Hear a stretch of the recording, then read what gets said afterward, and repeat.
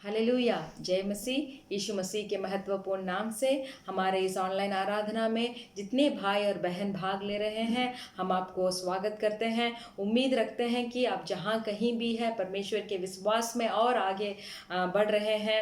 Hallelujah. तो परमेश्वर अब तक हमें अगुवाई कर कर अपने राहों पे हमें चला रहे हैं, सुरक्षित रखे हैं, इसीलिए हम परमेश्वर की महिमा करें। धन्यवाद। सब एक पल हम आंखें बंद कर कर परमेश्वर की स्तुति करेंगे। Hallelujah, hallelujah, hallelujah, hallelujah.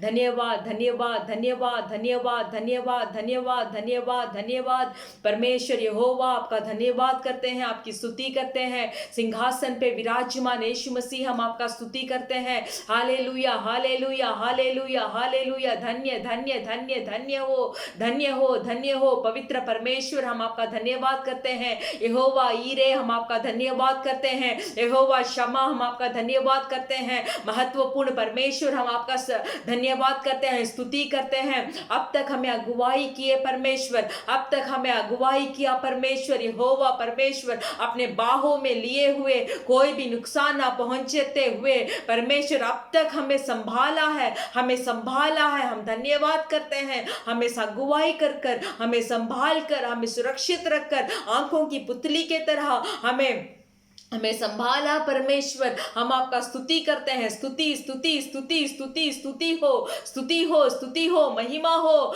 Hallelujah, hallelujah. जीवित खुदा, जिंदा खुदा, हालेलुया। आप ही स्तुति के योग्य परमेश्वर, हम आपका स्तुति करते हैं, स्तुति करते हैं परमेश्वर। इस दिन में परमेश्वर, इस आराधना को हम आपके सम्मुख में समर्पण करते हैं। जो वचन को हम सुनने जा रहे हैं उसको आपके सम्मुख में हम समर्पण करते हैं। परमेश्वर हमें अगुवाई कीजिए। परमेश्वर आपके वचन हमारे हृदय में हालेलुया अच्छा से समझ में आने के लिए और वचन के अनुसार हम चलने के लिए, वचन का आज्ञा पालन करने के लिए परमेश्वर आप ही हमें आपके समझ से हमें भरिए, आपके समझ से हमें भरिए। यूं ही वचन को सुने, यूं ही चले गए बोलकर हमारा जीवन नहीं होना चाहिए। हमारा जीवन आपके वचन के अनुसार होना चाहिए परमेश्वर। हमारे एक भाई और बहन को आपके सम्मुख में हम समर्पण करते हैं। अगुवाई कीजिए, यीशु मसीह के नाम से मांगते हैं पिता। हालेलुया, हालेलुया, आमेन। धन्यवाद परमेश्वर, आपने आज इस आराधना का समय को हमें दिया है, हम आपको धन्यवाद करते हैं। तो चलिए हमारा आराधना को हम शुरू करेंगे। प्यार करूंगा मैं और ज़्यादा तुझसे, आराधना हो और गहराई से, पूरे मन से आराधना, पूरे बल से आराधना। Hallelujah, hallelujah. प्यार करूंगा मैं और ज़्यादा तुझसे, आराधना गहराई से। प्यार करूंगा मैं और ज़्यादा तुझसे, आराधना गहराई से। तुझे पूरे मन से आराधना, पूरे बल से प्रेम भी करूं। आराधना, आराधना, आराधना, आराधना, आराधना, आराधना, आराधना, आराधना। प्यार करूंगा मैं और ज़्यादा तुझसे, आराधना गहराई से। प्यार करूंगा मैं और ज़्यादा तुझसे, आराधना गहराई से। एबिनेसर हो, एबिनेसर हो, अब तक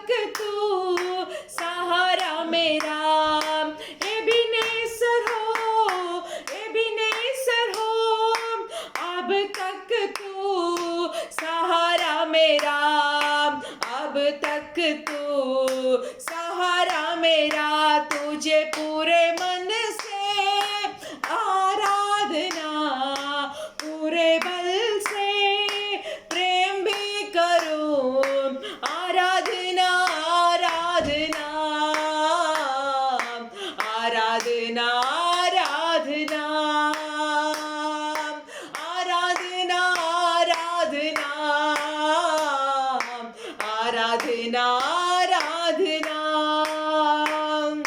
एलोहीम एलोहीम याद किया, धन्यवाद प्रभु। एलोहीम एलोहीम याद किया, धन्यवाद प्रभु। मुझे याद किया, धन्यवाद प्रभु। मुझे याद किया, धन्यवाद प्रभु। तुझे पूरे मन से आराधना, पूरे बल से प्रेम भी करूं। आराधना आराधना आराधना आराधना यहोवा रफा। आराधना आराधना आराधना आराधना। यहोवा रफा यहोवा रफा चंगा किया, धन्यवाद प्रभु। यहोवा रफा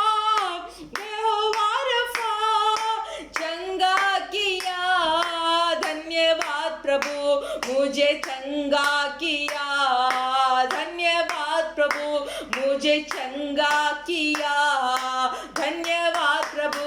तुझे पूरे मन से आराधना, पूरे बल से प्रेम भी करूं। आराधना आराधना यीशुआ। आराधना आराधना आराधना आराधना आराधना आराधना।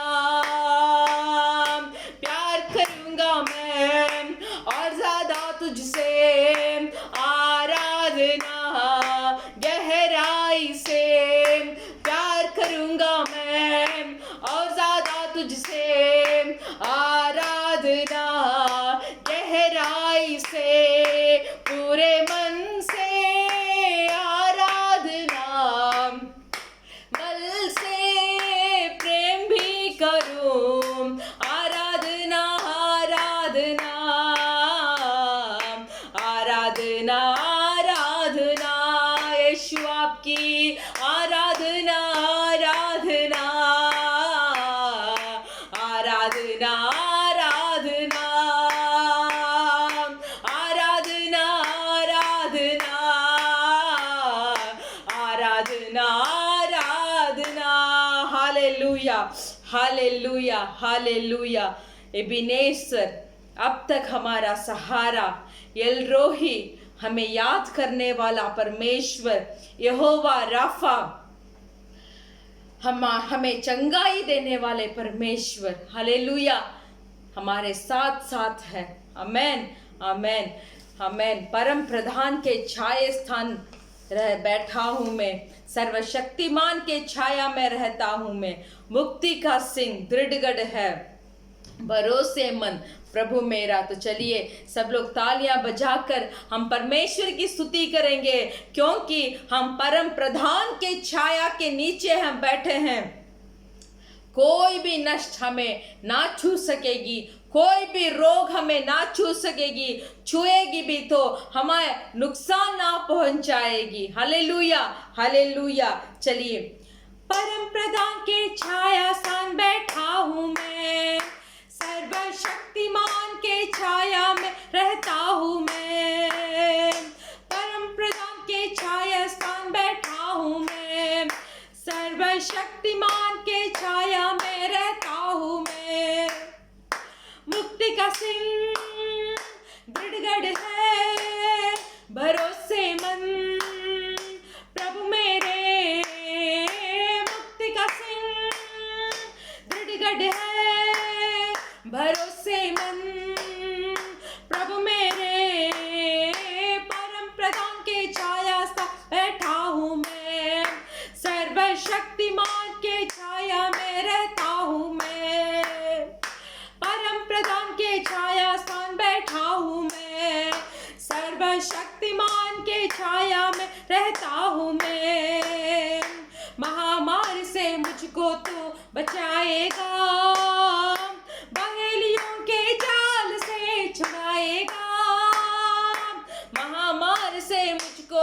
तू बचाएगा, बहेलियों के जाल से छुड़ाएगा। चट्टान तू है मेरी डाल भी तू ही है। चट्टान तू है मेरी डाल भी तू ही है। मुक्ति का सिंह दृढ़गढ़ है, भरोसेमंद प्रभु मेरे।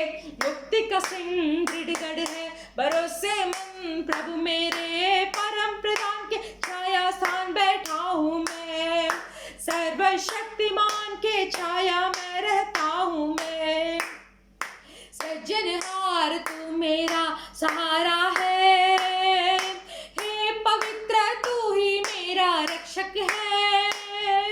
सृजनहार तू मेरा सहारा है, हे पवित्र तू ही मेरा रक्षक है।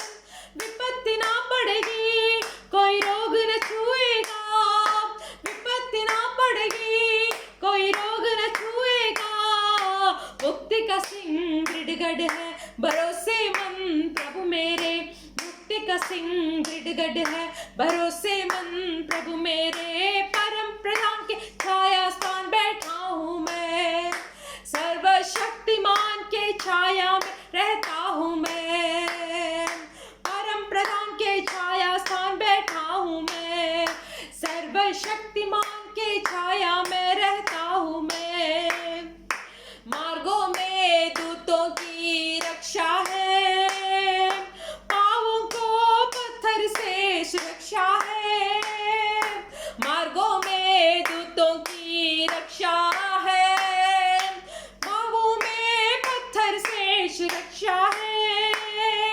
नाग को कुचलेगा, सिंहों को लताड़ेगा। नाग को कुचलेगा, सिंहों को लताड़ेगा। मुक्ति का सिंह दृढ़गढ़ है, भरोसेमंद प्रभु मेरे। मुक्ति का सिंह दृढ़गढ़ है, भरोसेमंद प्रभु मेरे। परम प्रधान के छाया स्थान बैठा हूँ मैं, सर्वशक्तिमान के छाया में रहता हूँ मैं। परम प्रधान के छाया स्थान बैठा हूँ मैं, सर्वशक्तिमान के छाया में रहता हूँ मैं। मुक्ति का सिंह दृढ़गढ़ है, भरोसेमंद प्रभु मेरे। मुक्ति का सिंह दृढ़गढ़ है, भरोसेमंद प्रभु मेरे। Hallelujah, hallelujah. तालियां बजाकर हालेलुया। आमेन। इस महामारी से हमें बचाने वाले परमेश्वर, आमेन। बहेलियों के जाल से हमें छुड़ाने वाला परमेश्वर, आप हमारे चट्टान हैं, आप हमारे डाल हैं। आप हमें हमारे ऊपर विपत्ति को आने ना देंगे। हालेलुया। कोई रोग हमें छू ना पाएगा। हालेलुया। विश्वास के बातों में, विश्वास के बात को इस आराधना का समय में परमेश्वर के सम्मुख से बोलिए, सम्मुख में रहकर बोलिए, हाँ आप हमारे सृजनहार हैं, आप हमारे तारनहार हैं, आप हमारे सब कुछ है। आप हमारा यहोवा ईरे है, आप हमारे यहोवा राफा है। आमीन। आप हमें छुड़ाएंगे इस महामारी के से कोई भी विपत्ति हमारे ऊपर आने ना देंगे, क्योंकि आप हमारे डाल है, आप हमारे चट्टान है, आप हमारे दृढ़गढ़ है। Hallelujah, hallelujah, hallelujah. हमारे मार्गों में दूतों की रक्षा हमारे ऊपर है। आमीन। हमारे मार्गों में दूतों की रक्षा हमारे ऊपर है। पांवों को पत्थर से सुरक्षा है। कोई भी पत्थर को हमारे पांवों के ऊपर हालेलुया हानि पहुंचाने आप नहीं देंगे, क्योंकि आप हमारा सृजनहार है, आप हमारा सृजनहार है। मां के कोख से उत्पन्न होने से पहले ही आपने हमारे नाम को पहचाना है, आपने मुझे पहचाना है। इसीलिए आपके नाम के ऊपर जो मैं भरोसा रखा हूं, आपके नाम के ऊपर जो मेरा पूरा भरोसा को मैंने रखा हूं, हालेलुया। इसीलिए कोई भी विपत्ति को आप मेरे ऊपर, हमारे ऊपर हालेलुया आने ना देंगे। Hallelujah, hallelujah, hallelujah. धन्यवाद धन्यवाद धन्यवाद धन्यवाद। हालेलुया हालेलुया, आप हमारे लिए भलाई परमेश्वर है। हालेलुया। रिघा बाशगा दुना माला राबा बाबा। मेरा यीशु है मुझको भला, वो ही काफी है सदा सर्वदा। मेरा यीशु है मुझको भला, वो ही काफी है सदा सर्वदा। दुख में रोग में हर मुसीबत में मेरे मन वो ही काफी है सदा। दुख में रोग में हर मुसीबत में मेरा मन वो ही काफी है तुझे। मेरा यीशु है मुझको भला, वही काफी है सदा सर्वदा। मेरा यीशु है मुझको भला, वही काफी है सदा सर्वदा। दुख में रोग में हर मुसीबत में मेरा मन वो ही काफी है तुझे।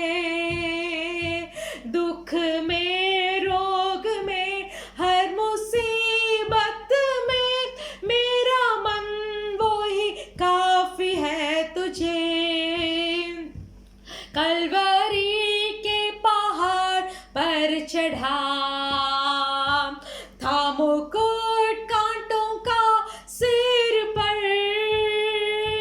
मेरी वेदना सब दूर करके मुझे नया जीवन प्रदान कर दिया।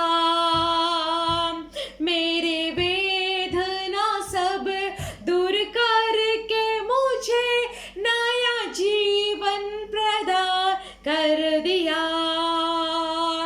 वही आदि वही अंत है, दिव्य प्रेम का वही स्रोत है। वही आदि वही अंत है, दिव्य प्रेम का वही स्रोत है। 10,000 में अति श्रेष्ठ है वो, स्तुति वंदना के योग्य वो। 10,000 में अति श्रेष्ठ है वो, स्तुति वंदना के योग्य वो। जिंदगी का सफर है कठिन, आते हैं अवरोध पलचिन। दिन में मेघ स्तंभ, रात में अग्नि स्तंभ, बन के राह चलाएगा मुझे।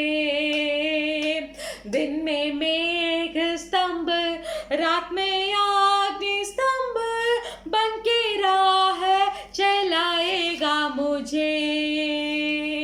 मेरे दुखों का होगा तमन, आंसू पोंछेगा जो आंखों की नम। मेरे दुखों का होगा तमन, आंसू पोंछेगा जो आंखों के नम। राजा बन के जब बादलों पे आएगा, मैं भी उड़ उसके संग जाऊंगा। राजा बन के जब बादलों पर आएगा, मैं भी उड़ उसके संग जाऊंगा। मैं भी उड़ उसके संग जाऊंगा। मेरा यीशु है मुझको भला, सब मिलकर हाथ उठाकर, वो ही काफी है सदा सर्वदा। मेरा यीशु है मुझको भला,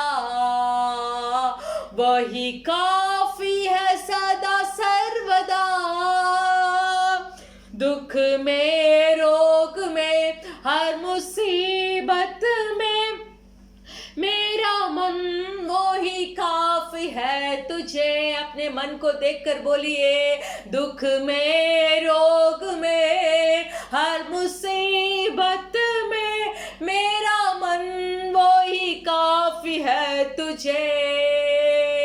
दुख में, रोग में, जो भी मुसीबत हो, हर मुसीबत में मेरा मन वो ही काफी है तुझे।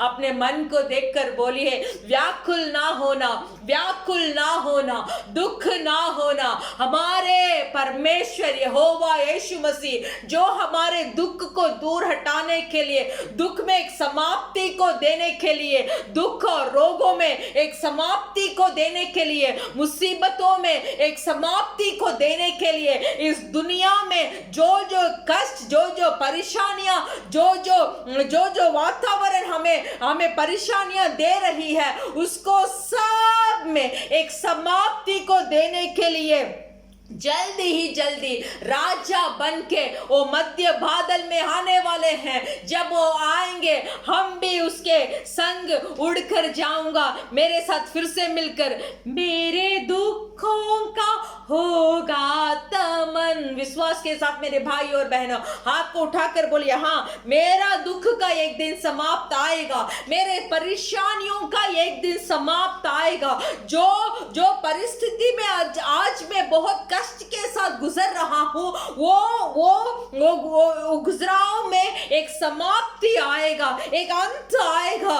कब आएगा? जब मेरे परमेश्वर हाँ वहां राजा बनकर आएंगे। मेरे साथ मिलकर मेरे प्रिय भाई और बहनों, मेरे दुखों का होगा तमन,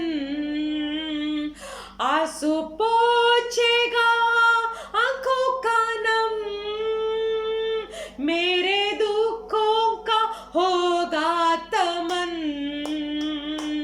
आंसू पोंछेगा जो आंखों के नम। राजा बन के जब बादलों पर आएगा, मैं भी उड़ उसके संग जाऊंगा। राजा बन के जब बादलों पर आएगा, मैं भी उड़ उसके संग जाऊंगा। मेरा यीशु है मुझको भला, वही काफी है सदा सर्वदा।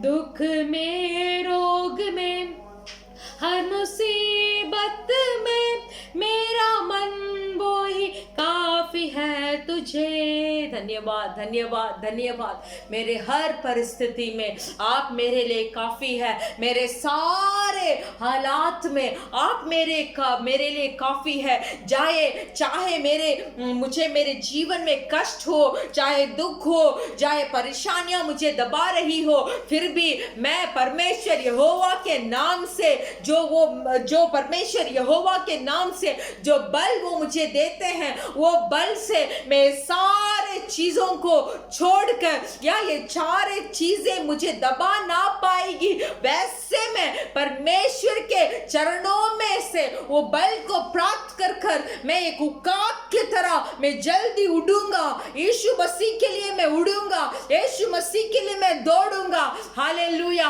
हालेलुया। यही विश्वास मेरे अंदर है, यही विश्वास है। मेरे प्रिय भाई और बहनों, आराधना के समय में कोई चुप ना रहिए, विश्वास के बातों से परमेश्वर के हृदय को मगन कीजिए। बोलिए, हाँ परमेश्वर मेरे लिए आदि और अंत है, परमेश्वर मेरा चट्टान है, परमेश्वर मेरा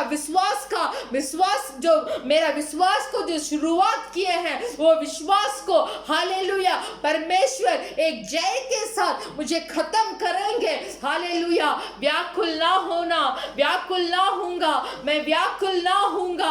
हालेलुया। हे मेरे मन, तू दुख ना उठाना, हे मेरे मन तू व्याकुल ना होना। तेरे रोग को सोचकर, तेरे हालात को सोचकर, तेरे परिस्थिति को सोचकर तू व्याकुल ना होना, क्योंकि हमारा यीशु हमारे लिए लिए भला है, हमारा यीशु हमारे लिए भला है। छोड़ेंगे नहीं, त्यागेंगे नहीं। जो हमारे लिए निर्णय कर रखे हैं उसको हमें खत्म करने पर परमेश्वर हमारे मदद करेंगे।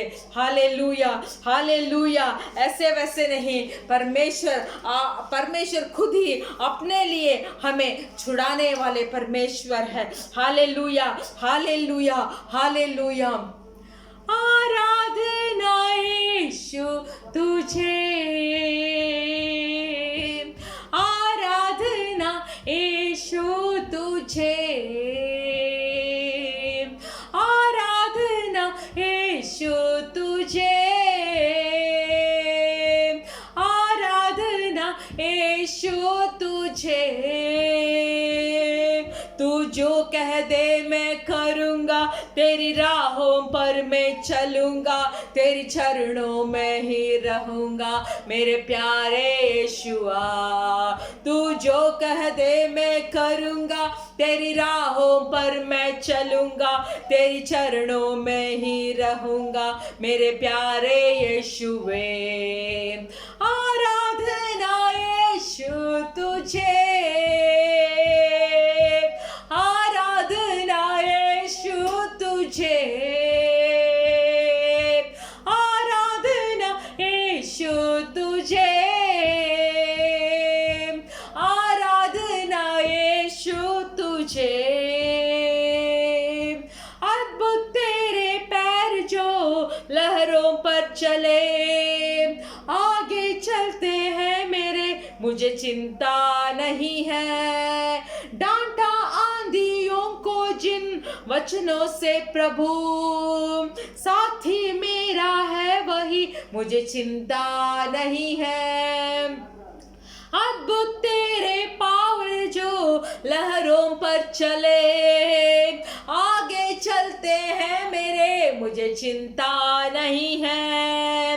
डांटा आंधियों को जिन वचनों से तूने, साथी मेरा है वही, मुझे चिंता नहीं है।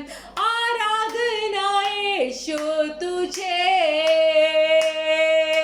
आराधना यीशु तुझे, आराधना यीशु तुझे, आराधना यीशु तुझे, आराधना यीशु तुझे यहोवा, आराधना यीशु तुझे। री बाबा शगादुना लरा, आराधना यीशु तुझे, आराधना यीशु तुझे। Hallelujah, hallelujah, hallelujah.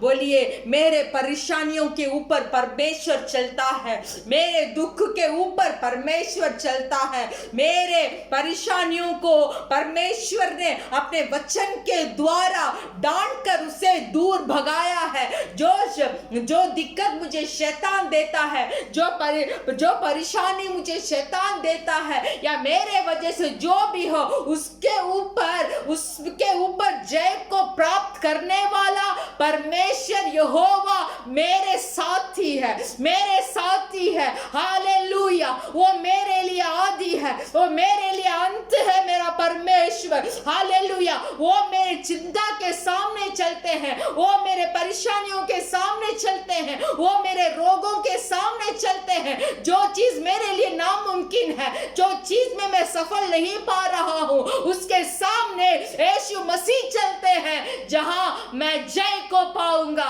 Hallelujah, hallelujah. री बाबा शगादुना माला रा बाबा बाबा। हमें जय देने वाले परमेश्वर, आमेन, हमें जय देने वाले परमेश्वर कभी नहीं चाहते कि हम दुख में रहें, कभी नहीं चाहते कि हम रोग में सड़े रहे या पड़े रहे, कभी नहीं चाहते कि हम गरीबी में ही हमारा हालात को गुजरे।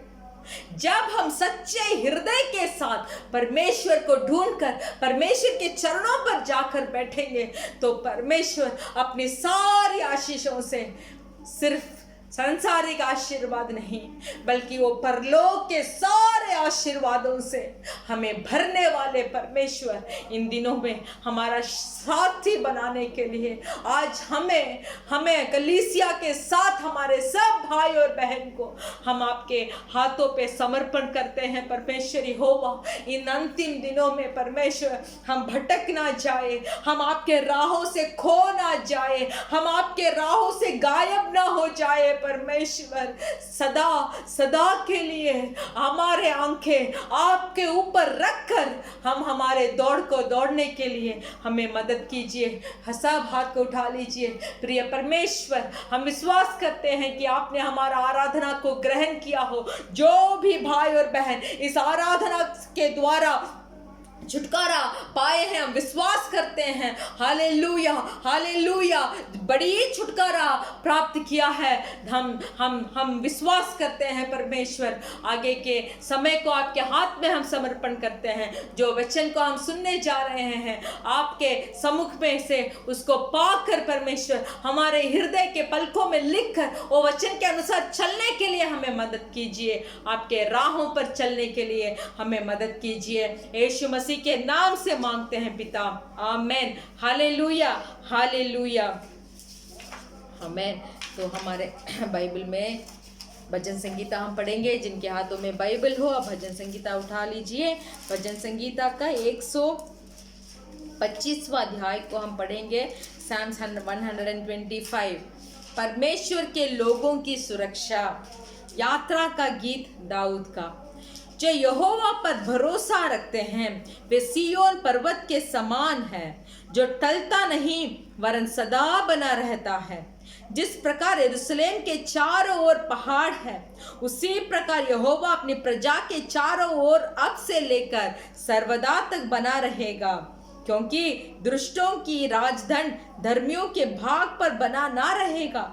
ऐसा ना हो कि धर्मी अपने हाथ कुटिल काम की ओर बढ़ाए। हे यहोवा, भलों का और सीधे मन वालों का भला कर, परंतु जो मुड़कर टेढ़े मार्गों में चलता है उनको यहोवा अनर्थ कार्यों के संग निकाल देगा।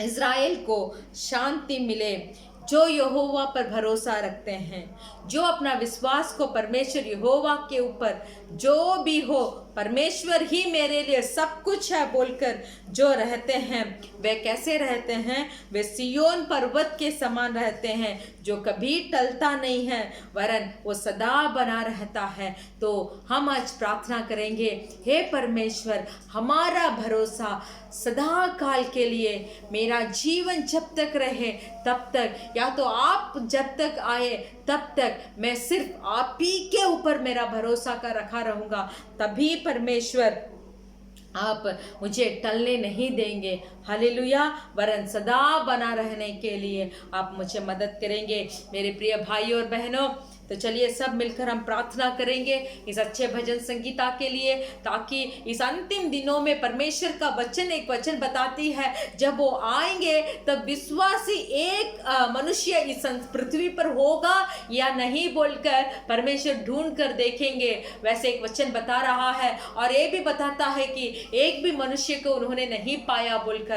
तो आज हम परमेश्वर से एक विनती करेंगे, परमेश्वर मेरा भरोसा, मेरा विश्वास आपके ऊपर ही बना रहे। सब बोलिए, मैं आपके ऊपर भरोसा रखता हूँ, मैं आपके ऊपर मैं विश्वास रखता हूँ। ये विश्वास अंत तक टलने ना दीजिए परमेश्वर। मैं अंतिम तक मेरे विश्वास में बना रहने के लिए मुझे मदद कीजिए। हालेलुया। परमेश्वर यहोवा, हमारे सारे देशों को हम आपके हाथ में समर्पण करते हैं। विशेष कर ये महामारी और बढ़ रही है परमेश्वर, परमेश्वर आपसे होगा, आपसे सब कुछ संभव है। हम विनती करते हैं कि इस महामारी को हमारे देशों से छुड़ा दीजिए। एक बात बोलिए काफी है, सिर्फ एक बात बोलिए काफी है परमेश्वर। हालेलुया, धन्यवाद। हमारे सारे मानव जाति, ये पृथ्वी के कितने भी मानव जाति हो, यीशु मसीह जिंदा खुदा है बोलकर स्वीकार करने के लिए, जानने के लिए, बपतिस्मा लेने के लिए और आपके आगमन में प्रवेश करने के लिए, हालेलुया, उद्धार बनने के लिए हम प्रार्थना करते हैं, प्रार्थना करते हैं, प्रार्थना करते हैं। विशेष कर हमारा इंडिया देश को, नेपाल, श्रीलंका, पाकिस्तान, बांग्लादेश, ऐसे पूरे देशों को हम आपके सम्मुख में समर्पण करते हैं। परमेश्वर आप ही आपके सिद्ध को इन देशों में पूरा करने के लिए, हमारे सारे पृथ्वी में एक जागृति होने के लिए परमेश्वर सब मनुष्य अपने पाप क्षमा का निश्चय को प्राप्त करने के लिए हम विनती करते हैं। आप ही अगुवाई कीजिए, आप ही पूरे समय को आपके हाथ में समर्पण करते हैं।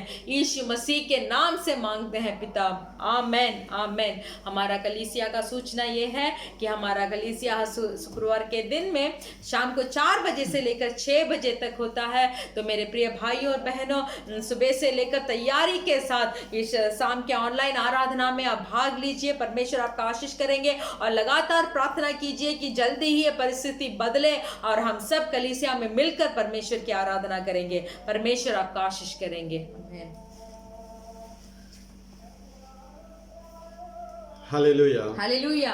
உங்கள் ஒவ்வொருவரையும் இயேசு கிறிஸ்து நாமத்தினாலே வாழ்த்துக் கொள்கிறோம்। आप हर एक को परमेश्वर यीशु मसीह के नाम से हम स्वागत करते हैं। இந்த நாட்கள் அதிகமாக நீங்கள் ஜெபித்துக் கொள்ளும்படியாக கேட்டுக்கொள்கிறோம்। इन दिनों में आप ज्यादा से ज्यादातर प्रार्थना करने के लिए हम विनती करते हैं। கொரோனா வைரஸ் செகண்ட் வேவ் அதிகமாக பாதிப்புக்குள்ளே ஒவ்வொரு தேசங்களும் கடந்து செல்கிறது। ये जो महामारी कोरोना का है उसका दूसरा भाग बहुत देशों में बहुत नुकसान पहुंचा रहा है। ஒவ்வொரு நாளும் ஜெபித்துக் கொள்ளுங்கள்। इसीलिए प्रतिदिन आप प्रार्थना कीजिए। अनेक பிள்ளைகள் வேலைகள் இழக்கக்கூடிய சூழ்நிலையில் இருக்கிறார்கள்। बहुत सारे लोग अपने नौकरी को खोने वाले एक हालत में पहुंचे हैं। நீங்கள் ஜெபிக்கும்போது தேவன் எல்லாவற்றையும் மாற்றுகிறவராக। फिर भी जब आप प्रार्थना करेंगे तब परमेश्वर सबको बदलेंगे। ஒவ்வொரு பிள்ளையோட வாழ்க்கைகள் ஆசீர்வதிக்கப்படக்கூடியதாக இருக்கும்। हर एक लोगों का जीवन भी आशीर्वाद प्राप्त करेगा। ஜெபித்துக் கொள்ளுங்கள், கர்த்தர் உங்களை ஆசீர்வதிப்பாராக। इसीलिए प्रार्थना कीजिए, परमेश्वर आपका आशीष करेंगे। இந்த நாள் வேத வார்த்தைக்கு நேராக आज भी हम परमेश्वर के वचन के ओर நம்ம மத்தியில் கூடிய சகோதரி சித்ரா வந்து வேத வார்த்தை கொடுப்பார்கள்। हमारे बीच में जो हमारे बहन चित्रा है वो आकर परमेश्वर के वचन को हमारे साथ बांटेगी। நம்ம எல்லாம் ஜெபத்தோட இருப்போம்। हम सब प्रार्थना के साथ उसे सुनेंगे। Hallelujah, hallelujah. கர்த்தருடைய பரிசுத்த நாமத்திற்கு மகிமை உண்டாவதாக। परमेश्वर के नाम की ही महिमा हो। ஆண்டவராகிய இயேசு கிறிஸ்துவின் நாமத்தினாலே உங்கள் ஒவ்வொருவரையும் வாழ்த்திக் கொள்கிறோம்। परमेश्वर यीशु मसीह के नाम से हम हर एक को हम स्वागत करते हैं। நம்முடைய ஆண்டவராகிய இயேசு கிறிஸ்து நேற்றும் இன்றும் என்றென்றும் மாறாதவராய் இருக்கிறார்। हमारे परमेश्वर यीशु मसीह कभी भी बदलने वाले नहीं हैं। அவரை அண்டிக் கொள்கிற யாவருக்கும் அவர் தஞ்சமாய் இருக்கிறார்। परमेश्वर के ऊपर जो टिका रहता है वो परमेश्वर उनको रक्षा करते हैं। அவர் நான் உன்னை விட்டு விலகுவதும் இல்லை, உன்னை கைவிடுவதும் இல்லை என்று சொல்லி நம்மை अंदलवाय नामी नेसिकर देवन। परमेश्वर बोलते हैं कि मैं तुझे छोड़ूंगा नहीं, मैं तुझे त्यागूंगा नहीं, इतना तक परमेश्वर हमसे प्रेम करते हैं। அப்படிப்பட்ட நல்ல ஆண்டவரை வேற எங்கேயுமே நம்ம இந்த உலகத்துல மற்ற தெய்வங்களிடத்திலே பார்க்க முடியாது।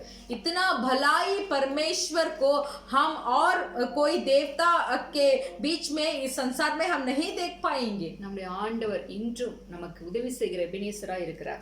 अभी भी परमेश्वर हमें, आज भी परमेश्वर हमें मदद करने वाले एबिनेसर है। அவர் நமக்கு தாயானவர், தந்தையானவர், எல்லாவற்றுக்கும் மேலாக நமக்கு மூத்த சகோதரனாகவும் கூட இருந்து கொண்டிருக்கிறார்। वो हमारे लिए एक भाई है, बहन है, वो हमारे लिए एक माता है, पिता है, इसके ऊपर हमारे लिए एक बड़े भाई की तरह है। நல்ல ஒரு சிநேகிதனாக நம்மோடு கூட நடந்து நமக்கு நல்ல ஆலோசனைகளை கொடுக்கக்கூடியவர்। वो हमारे लिए एक अच्छा दोस्त बनकर हमें एक अच्छा समझ को देने वाले हैं। அப்படிப்பட்ட ஆண்டவரை நாம் தெய்வமாய் கொண்டிருக்கிறபடினால் நாம் பாக்கியமுள்ள ஜனங்களாய் காணப்படுகிறோம்। तो इस तरीके के गुण भरे हुए एक परमेश्वर को आज के दिन हम आराधना कर रहे हैं, तो हम भाग्यशाली है। இந்த நாளிலும் கூட வேத வார்த்தைக்கு நேரா நாம் கடந்து செல்லலாம்। इस दिन में भी हम परमेश्वर के वचन के ओर हम ध्यान करेंगे, எடுத்துக்கொள்வோம்। हम लेंगे மத்தேயு எழுதின சுவிசேஷ புத்தகம் मत्ती सुसमाचार का पुस्तक 24வது அதிகாரம் उसका 24 अध्याय 42வது वचனத்தை எடுத்துக்கொள்ளலாம்। उसका 42 वचन को हम पढ़ेंगे। படிக்கலாம்। इसीलिए जागते रहो, क्योंकि तुम नहीं जानते कि तुम्हारा प्रभु किस दिन आएगा। आमीन। आमीन। உங்கள் ஆண்டவராகிய கர்த்தர் இன்ன நாளிலே வருவார் என்று நீங்கள் அறியாதிருக்கிறபடியினால் விழித்திருங்கள் என்று சொல்லுகிறார். इसीलिए जागते रहो क्योंकि तुम नहीं जानते कि तुम्हारा प्रभु किस दिन आएगा. 44 வாசிக்கலாம். उसका 44 को भी पढ़ेंगे. इसीलिए तुम भी तैयार रहो क्योंकि जिस घड़ी के विषय में तुम सोचते भी नहीं हो उसी घड़ी मनुष्य का पुत्र आ जाएगा. ஆமென். आमेन. हालेलुया. நீங்கள் நினையாத நாளிலே மனுஷகுமாரன் வருவார். जो घड़ी को तुम जानते नहीं हो उस घड़ी में मनुष्य का पुत्र आएगा. ஆதலால் इसीलिए நீங்களும் ஆயத்தமா இருங்கள் என்று பேசுகிறார். तुम भी तैयार रहो ऐसे बोलते हैं. அதே 20 அடுத்த அதிகாரத்திலையும் 13வது வசனத்திலையும் பேசுகிறார். और 25वां अध्याय का 13 वचन में भी बोलते हैं इसीलिए जागते रहो क्योंकि तुम ना उस दिन को जानते हो ना उस घड़ी को. மனுஷகுமாரன் வரும் நாளையாவது நாளிகையாவது நீங்கள் அறியாதிருக்கிறபடியினால் விழித்திருங்கள் என்று சொல்லுகிறார். तो यहाँ बोलते हैं इसीलिए जागते रहो क्योंकि तुम ना उस दिन को जानते हो ना उस घड़ी को. ஒரு நிமிஷம் நம்ம கண்களை மூடி நம்ம இந்த வார்த்தைக்காக ஆண்டவரை நோக்கி பார்க்கலாம். हम एक पल हमारे आंखों को बंद कर इस वचन के लिए हम प्रार्थना करेंगे. எங்களை நேசிக்கிற நல்ல பிதாவே, हमें स्नेह करने वाले पिता परमेश्वर, இப்போதும் உம்முடைய பாதத்தில் நாங்கள் உம்மை ஆராதித்தோம் அப்பா. आज भी हम आपके चौखट में आपकी आराधना किया. உம்முடைய வார்த்தையை தியானிக்கும்படியாய் கூட உம்மை நோக்கி நாங்கள் பார்க்கிறோம் அப்பா. आज भी आपके वचन को ध्यान करने के लिए आपके सम्मुख में हम आपको देख रहे हैं. சகல பிரஸ்தாபத்தை பார்க்கலாம் உம்முடைய வார்த்தையை நீர் மகிமைப்படுத்தி இருக்கிறீர். आप आपके वचन के द्वारा महिमा किए हैं. அந்த வார்த்தையினாலே உங்களுக்கு ஜீவன் உண்டு என்று சொல்லுகிறீர். उस वचन के द्वारा आपको जीवन है बोलते हैं. அந்த வார்த்தையினால் நாங்கள் பிழைப்போம் என்று சொல்லுகிறீர். उस वचन के द्वारा हम बच भी जाएंगे बोलकर बोलते हैं. நாளிலும் கூட எங்களோடு பேசுங்கப்பா. इसीलिए इस दिन में आज आप हमारे साथ बात कीजिए. நாங்கள் பிழைத்திருக்கும்படியாய் கூட, हम बच के रहने के लिए, நாங்கள் ஜீவனை அடையும்படியாக கூட हम उस जीवन को प्राप्त करने के लिए ஆவியானவர் எங்களோடு பேசுங்க. पवित्र आत्मा हमारे साथ आप बात कीजिए. பேசுகிற அடிமையை மறைத்துக் கொள்ளுங்கப்பா. हमें आप छिपाकर आप प्रकट हो जाइए. ஆண்டவராகிய இயேசுவின் நாமத்தில் கேட்கிறோம் நல்ல பிதாவே. यीशु मसीह के द्वारा मांगते हैं अच्छा पिता परमेश्वर. ஆமென். आमेन. ஆண்டவராகிய இயேசு கிறிஸ்து தன்னுடைய வருகை குறித்து இங்கு பேசிக் கொண்டிருக்கிறார். परमेश्वर यीशु मसीह अपने आगमन के बारे में यहाँ बोलते हैं. ஆண்டவராகிய இயேசு இந்த பூமியிலே வந்த வருகையை முக்கியப்படுத்தி வேதம் நமக்கு காட்டுகிறது. हमारे पवित्र बाइबल में परमेश्वर यीशु मसीह का आगमन को बहुत मुख्य से कहा गया है. 3 விதமாக அவருடைய வருகை நமக்கு சுட்டிக்காட்டப்பட்டுள்ளது. 3 तरीके के आगमन को परमेश्वर ने यहाँ बताया है. முதல் வருகை, पहला आगमन, இரண்டாம் வருகை, दूसरा आगमन. அதற்கு இடையிலே ஒரு ரகசிய வருகை ஒன்று உண்டு என்று சொல்லப்பட்டிருக்கு. तो ये दोनों के बीच में गुप्त का आगमन भी है बोलकर कहा गया है. ஆண்டவராகிய இயேசு கிறிஸ்து परमेश्वर यीशु मसीह தன்னுடைய முதலாவது வருகையிலே अपने पहले आगमन में இந்த பூமியிலே கடந்து வந்ததனுடைய நோக்கம் ये पृथ्वी में आने का मकसद क्या था? மனிதனை மீண்டும் தேவனிடத்தில் சேர்க்கும்படியாக கூட, मनुष्य को फिर से पिता के साथ मिलाने के लिए ஒப்புரவாக்குதலின் ஊழியத்தை நிறைவேற்ற வந்தார். इसलिए एक मिलन का सेवकाई को उन्होंने पूरा किया. அதாவது ऐसा है.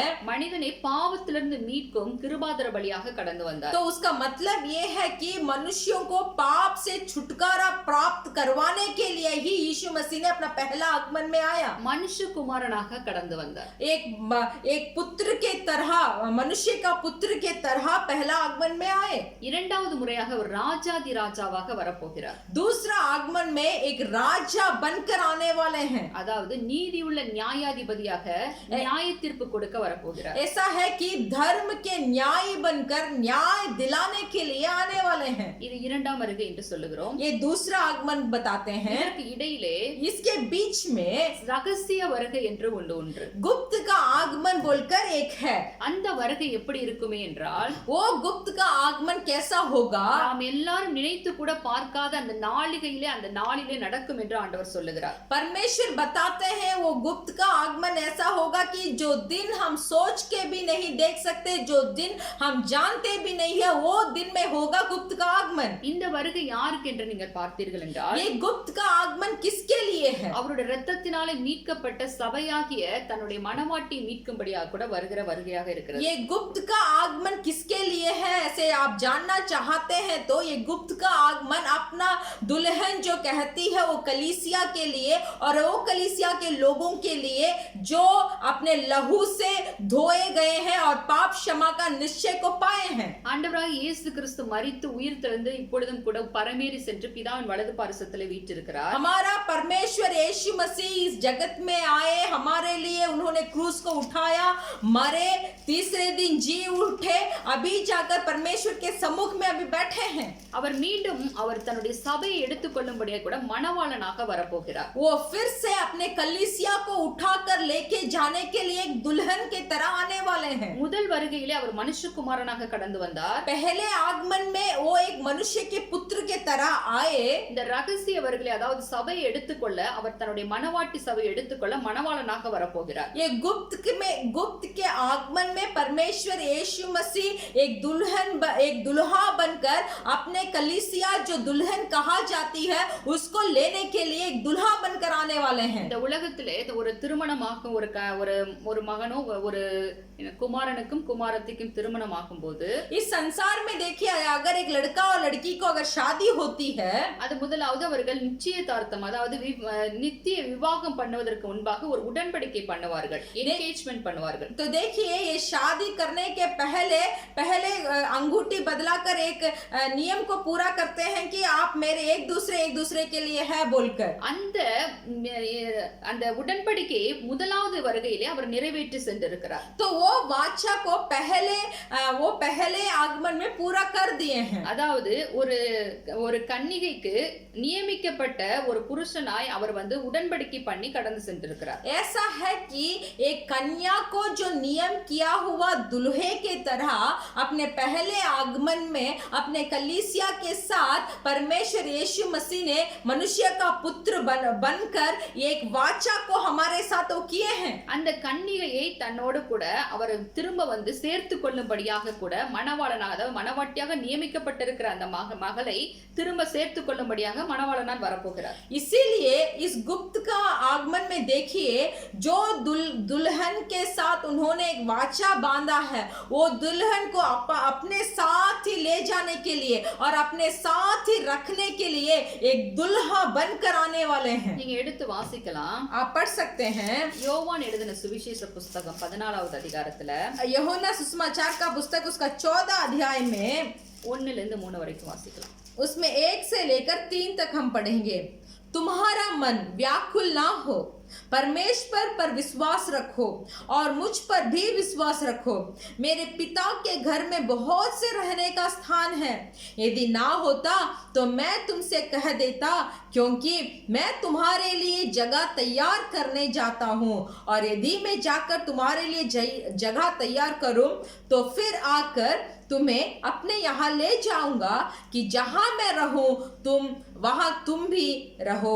हालेलुया. हालेलुया. மூன்றாவது வசனத்துல तीसरा वचन में देखिए நான் போய் உங்களுக்காக ஸ்தலத்தை ஆயத்தம் பண்ணின பின்பு मैं जाकर तुम्हारे लिए जगह तैयार करने के बाद நான் இருக்கிற இடத்துல நீங்களும் இருக்கும்படி तो जहां मैं रहता हूं वहां तुम भी रहने के लिए நான் மறுபடியும் मैं फिर से आकर உங்களை என்னிடத்தில் சேர்த்துக் கொள்வேன் என்று சொல்லுகிறார். तो मैं फिर से आकर तुम्हें मेरे साथ रख लूंगा बोलकर वचन बताते हैं. இந்த வசனம் தான் அவர் ரகசிய வருகை குறித்து பேசுகிற வசனமாக இருக்கிறது. तो यही वचन जो है यूहन्ना सुसमाचार का पुस्तक 14 अध्याय का 3रा वचन परमेश्वर का गुप्त का आगमन को बताती है. ஆண்டவர் சொல்லுகிறார், परमेश्वर बताते हैं நான் இருக்கிற இடத்துல நீங்களும் இருக்கும்படி जहां मैं रहता हूं वहां तुम भी रहने के लिए. நம்முடைய ஆண்டவராக இயேசு கிறிஸ்து இப்போது பரலோகத்தில் இருந்து கொண்டிருக்கிறார். हमारा परमेश्वर यीशु मसीह अब परलोक में है. அங்கே நாம் அவரோடு கூட இருக்கும்படியாக वहां हम भी उनके साथ रहने के लिए மறுபடியும் நம்மை அவரிடத்துல அழைத்து கொண்டு போவாராம். वो फिर से आने वाले हैं और हमें वहां लेके जाएंगे.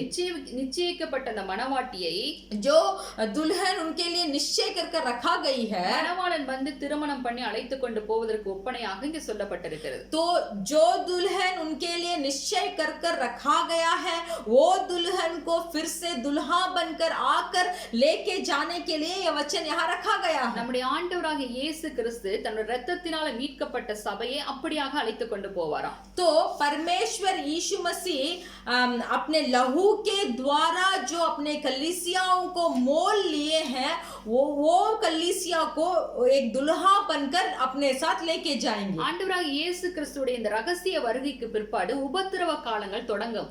परमेश्वर यीशु मसीह का इस गुप्त के आगमन के बाद इस संसार में एक उपद्रव का दिन आने वाला है। ஆண்டவர் ஏற்கனவே சொல்லி சென்ற காரியங்கள் தான் परमेश्वर जो हमारे पास बता दिए हैं। இந்த உபத்திரவ காலத்துக்கு தன்னுடைய சபையை மீட்டு காக்கும்படியாக கூட அதற்கு முன்பாகவே அதை கூட்டிக் கொண்டு போகும்படியாக வரப்போகிறார். तो इस उपद्रव के दिन में अपने कलीसिया बचकर रहने के लिए ही इस गुप्त के आगमन में परमेश्वर यीशु मसीह आकर अपने कलीसिया को लेके जाएंगे। அதைத்தான் நாம் இப்போது வாசித்தோம்.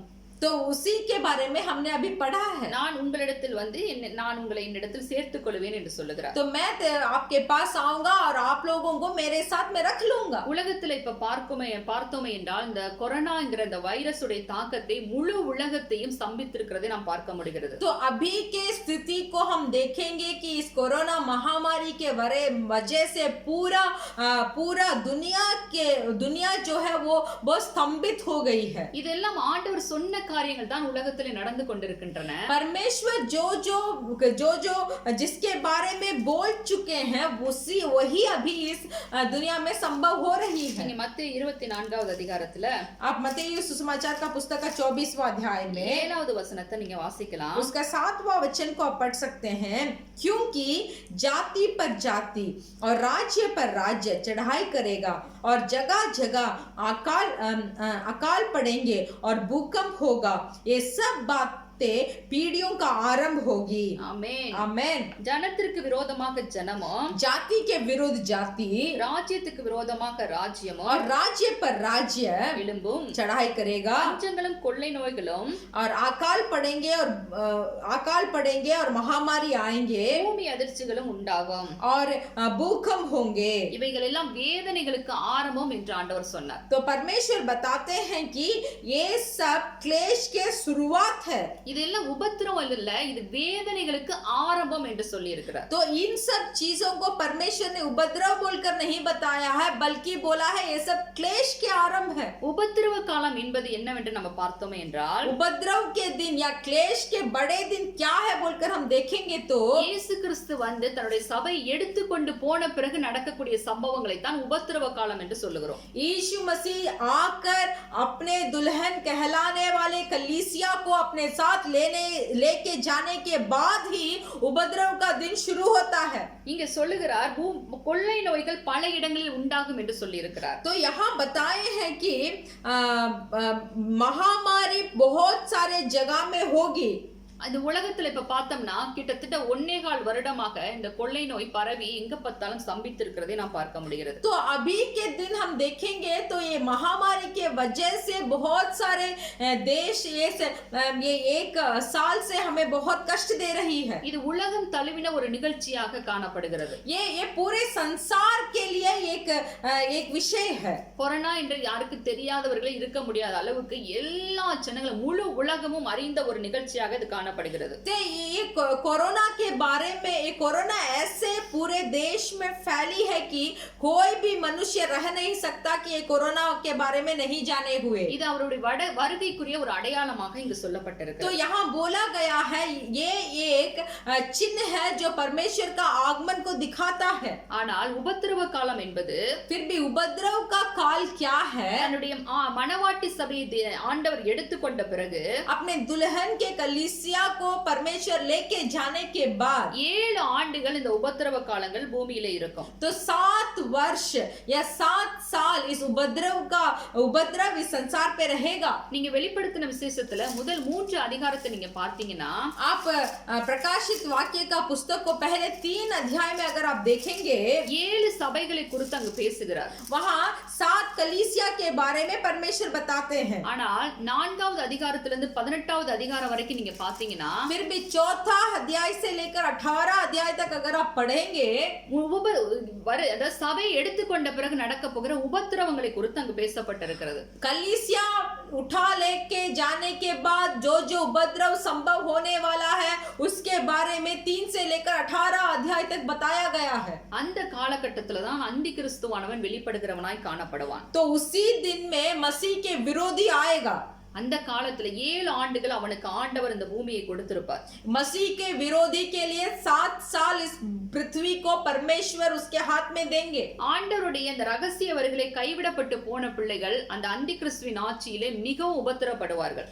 परमेश्वर के गुप्त के आगमन में जो मनुष्य जो लोग छोड़ दिए गए हैं वही लोग इस मसीह के विरोधी के राज्य में रहेंगे. அதனால தான் ஆண்டவர் அந்த உபத்திரவ காலத்திற்கு முன்பாகவே சபையை எடுத்து தன்னோடு சேர்த்துக் கொள்ளும்படியாக கூட வரப்போகிறார். इसीलिए गुप्त के आगमन में परमेश्वर इस उपद्रव के दिनों में अपने कलीसिया को बचाने के लिए ही लेके जाने वाले हैं. நீங்க 1 தெசலோனிக்கேயர் 1வது அதிகாரத்தை எடுத்துக்கொள்ளலாம். आप पहले थिस्सलुनीकियों के पुस्तक का पहला अध्याय को आप निकाल सकते हैं. 10வது வசனத்தை வாசிக்கலாம். उसका 10वां अध्याय वचन को हम पढ़ेंगे.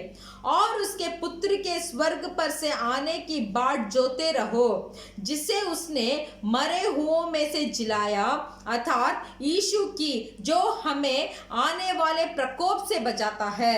ஹல்லேலூயா. हालेलुया. இனிவரும் கோபாக்கினி நின்று நம்மை நீங்களாக்கி ரட்சிக்கிறதற்கு और भी आने वाले प्रकोप से हमें बचा कर रखने के लिए குமாரனாகி இயேசு பரலோகத்திலிருந்து வருவதை நீங்கள் எதிர்பார்த்து கொண்டிருக்கிறீர்கள் என்று சொல்லுகிறார் பவுல். पौलुस ऐसे बताते हैं कि और उसके पुत्र के स्वर्ग पर से आने की बाट जोते रहो जिसने उसने मरे हुए में से जिलाया अर्थात यीशु की जो हमें आने वाले प्रकोप से बचाता है. அதாவது கோபாக்கினிக்கு நீங்களாக்கி ரட்சித்து நம்மை மீட்கும்படியாக கூட இயேசு கிறிஸ்து வருகிறார். तो यीशु मसीह क्यों आ रहे हैं?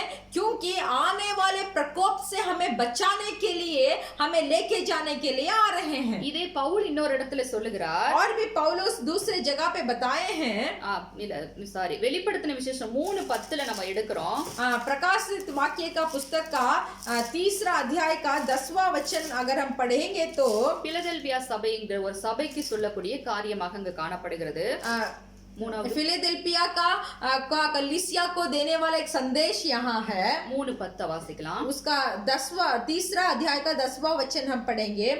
तूने मेरे धीरज का वचन को थामा है इसीलिए मैं भी तुझे परीक्षा के उस समय बचा रखूंगा जो पृथ्वी पर रहने वाले के परखने के लिए सारे संसार पर आने वाला है. हालेलुया. हालेलुया. அதாவது பூமியில் குடியிருக்கிறவர்களை சோதிக்கும்படியாக ऐसा है कि इस संसार में जितने रहने वाले हैं उन्हें परख कर देखने के लिए பூமியின் மீதெங்கு வரப்போகிற इस संसार के ऊपर आने वाली சோதனை காலத்திற்கு தப்பும்படி इस संसार के ऊपर आने वाली परीक्षा से बच के रहने के लिए நானும் உன்னை காப்பேன் என்று ஆண்டவர் சொல்லுகிறார். मैं तुझे सुरक्षा रखूंगा बोलकर परमेश्वर बताते हैं. हालेलुया. हालेलुया. அவர் இந்த ரகசிய வருகையுடைய நோக்கத்தை இங்கு சொல்லுகிறதை நாம் பார்க்கிறோம். यहाँ गुप्त का आगमन का लक्ष्य के बारे में परमेश्वर यहाँ बता रहे हैं. அதாவது இனி வரப்போகிற கோபாக்கினைக்கு நீங்களாக்கி நம்மை மீட்கும்படியாகவும் ऐसा है कि आने वाले प्रकोप से हमें बचा कर रखने के लिए சோதனை காலத்திற்கு நம்மை தப்பும் வைக்கும்படியாகவும் और परीक्षा के उस समय में भी हमें बचा कर रखने के लिए தன்னுடைய சபை அதற்கு முன்பாக எடுத்துக்கொண்டு போகும்படியாக கூட வரப்போகிறார். तो इसीलिए अपने कलीसिया को ये सब चीजों से बचा कर रखने के लिए परमेश्वर यीशु मसीह अपने गुप्त के आगमन में आने वाले हैं. யார் அந்த சபை? कौन है वो कलीसिया? சபை சபை என்று சொல்லுகிறோமே, என்ன சபை? कलीसिया बोलकर हम बता रहे हैं तो कलीसिया क्या है? இயேசு கிறிஸ்துவின் இரத்தத்தினால எந்த ஒரு மனுஷன் கழுவப்பட்டிருக்கிறானோ அவன்தான் சபை. परमेश्वर यीशु मसीह के लहू के द्वारा जो कोई मनुष्य धोया गया है वही है कलीसिया. நீங்க இயேசு கிறிஸ்துவின் இரத்தத்தினால கழுவப்பட்டிருக்கீங்களா? क्या आप परमेश्वर यीशु मसीह के लहू के द्वारा धोए गए हो? அதாவது ऐसा है. அவரை விசுவாசித்து उस परमेश्वर को विश्वास करके பாவ மன்னிப்பின் நிச்சயத்தை பெற்றுக்கொண்டு पाप क्षमा का निश्चय को पाने के बाद ரட்சிக்கப்பட்டு उद्धार प्राप्त करके முழுகி ஞானஸ்தானம் பெற்ற பிள்ளைகள் पानी में डूबकर जो मनुष्य बपतिस्मा लेता है அவருடைய சபை என்று அழைக்கப்படுகிறோம். वही परमेश्वर का कलीसिया कहलाता है. இப்படிப்பட்ட பிள்ளைகளை ये मनुष्यों को அழைத்து கொண்டு போகும்படியாகத்தான் लेके जाने के लिए கர்த்தராகிய இயேசு கிறிஸ்து என்னும் நமது இரட்சகர் परमेश्वर यीशु मसीह जो हमारा उद्धार करता है அவர் மீண்டும் சபைக்காக வெளிப்பட போகிறார். वो फिर से अपने कलीसिया के लिए प्रकट होने वाले हैं. இந்த வருகை என்பது ये आगमन का मतलब है உலக உலகத்துல இருக்கிற யாருக்குமே தெரியாது. ये संसार लोगों को मालूम नहीं है. அவருடைய இரத்தத்தினால கழுவப்பட்டு முத்திரை பண்ணப்பட்ட உடன்படிக்கைக்குள் இணைக்கப்பட்டவர்களுக்கு மாத்திரம்தான் தெரியும். ये गुप्त का आगमन जो परमेश्वर यीशु मसीह के लहू से धोए गए हैं और छाप लगाए गए हैं और परमेश्वर का द्वारा जो वाचा किए गए हैं वही लोगों को ये गुप्त के आगमन के बारे में मालूम है. हालेलुया. हालेलुया. நீங்க ஆண்டவருடைய வருகையில பங்கடைய வேணும்னா आप परमेश्वर के गुप्त के आगमन में अगर भाग लेना है இப்படிப்பட்ட காரியத்திலே நாம் செய்திருக்க வேண்டியது அவசியமா तो இருக்கு. इन तरीके के काम क्या है?